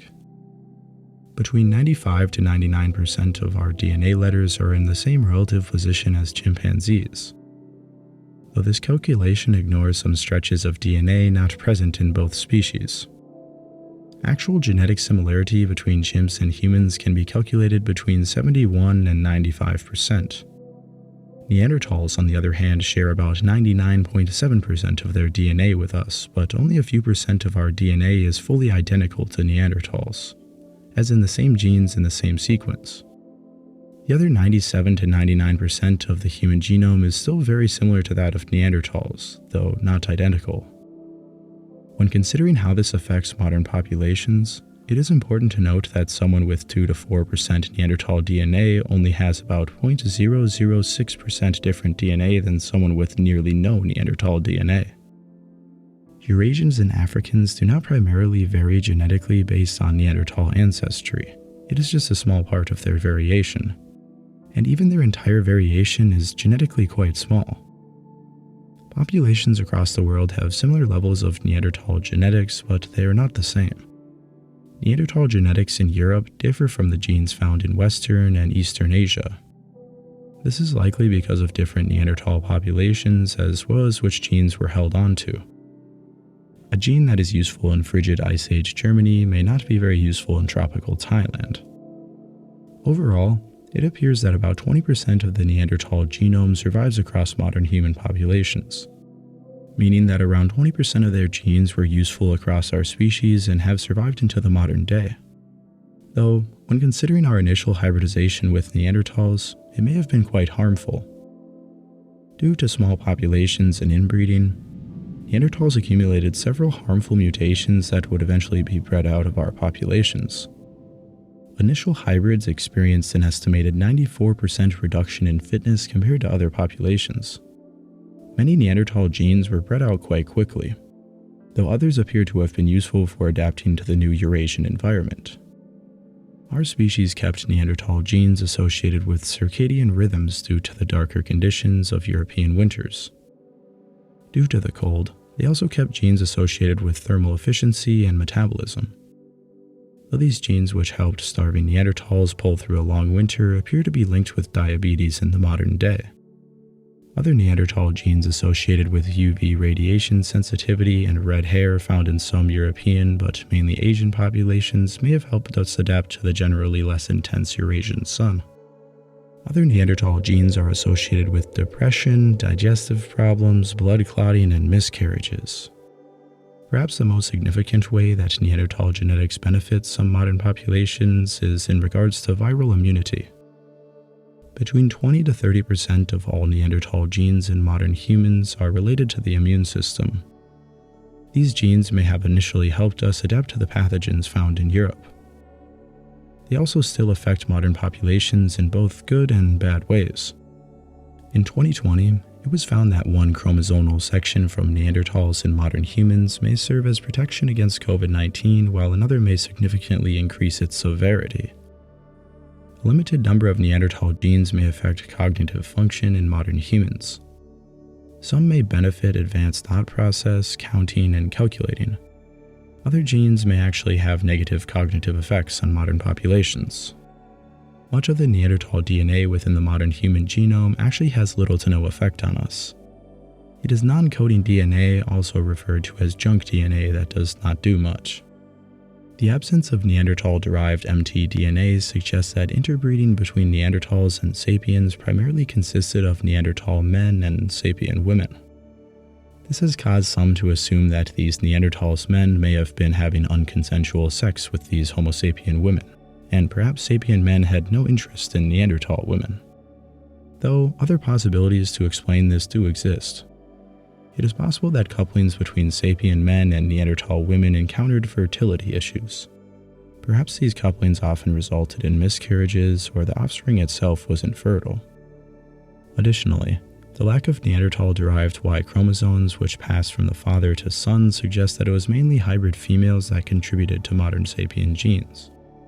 Though we do not entirely understand why these genes passed on this way, the possibility of fertility issues may be evidence that Neanderthals were indeed a distinct species. While modern humans may only have inherited between 1 to 3% Neanderthal DNA, it is a significant amount with observable implications. There is no doubt that modern humans are still affected by the genes of our long-lost cousins. Though the Neanderthal anatomy may be extinct, there are more Neanderthal genetics passing around modern populations than there ever was in the Paleolithic. In a way, Neanderthals are more successful now than ever before. Their legacy lives on with us and they will forever be a part of our story. With wise stones and fortunate fossils, we are given just a minuscule glimpse into the countless years the Neanderthals spent dominating the landscape. New remains and re-examinations of old remains constantly alter what we think and know about these people. Our ideas and views about these people will undoubtedly change as the years go by, though they will forever remain shadows on the wonderful landscape that is Eurasia. First and foremost, I want to thank all of you for watching this video. Since this section is obviously located at the end, there is a good chance that you watch the entire video. Absolutely amazing. Next, I want to thank some of the people who helped put this together. Huge thanks to Gilbert Toslevin for appearing in the video, Rudolph Wilkins for helping me with the script, Rebecca Ragg Sykes for writing an amazing book, and all my friends who dressed up as Neanderthals. This is by far the longest project I have ever made, and I have been working on it for over a year in some capacity. It is quite amazing that I can post such a long video completely supported by YouTube. Next, let's talk about the information presented in this work. This video is based on studies with information that will change in light of new discoveries. That means some of the information displayed will change too. Other things I mentioned are debated and clear answers do not always exist. As of the publishing date, all of this information should be accurate to our current understanding of Neanderthals. I have included a link in the script which I used to create this video. My sources can be found as comments on the side of the corresponding sentences. If you notice anything incorrect in this project, please respectfully write me a comment down below. Otherwise, just write a comment to say hello. This has been your host, Northo2, and I hope to see you on the next one. Arrivederci.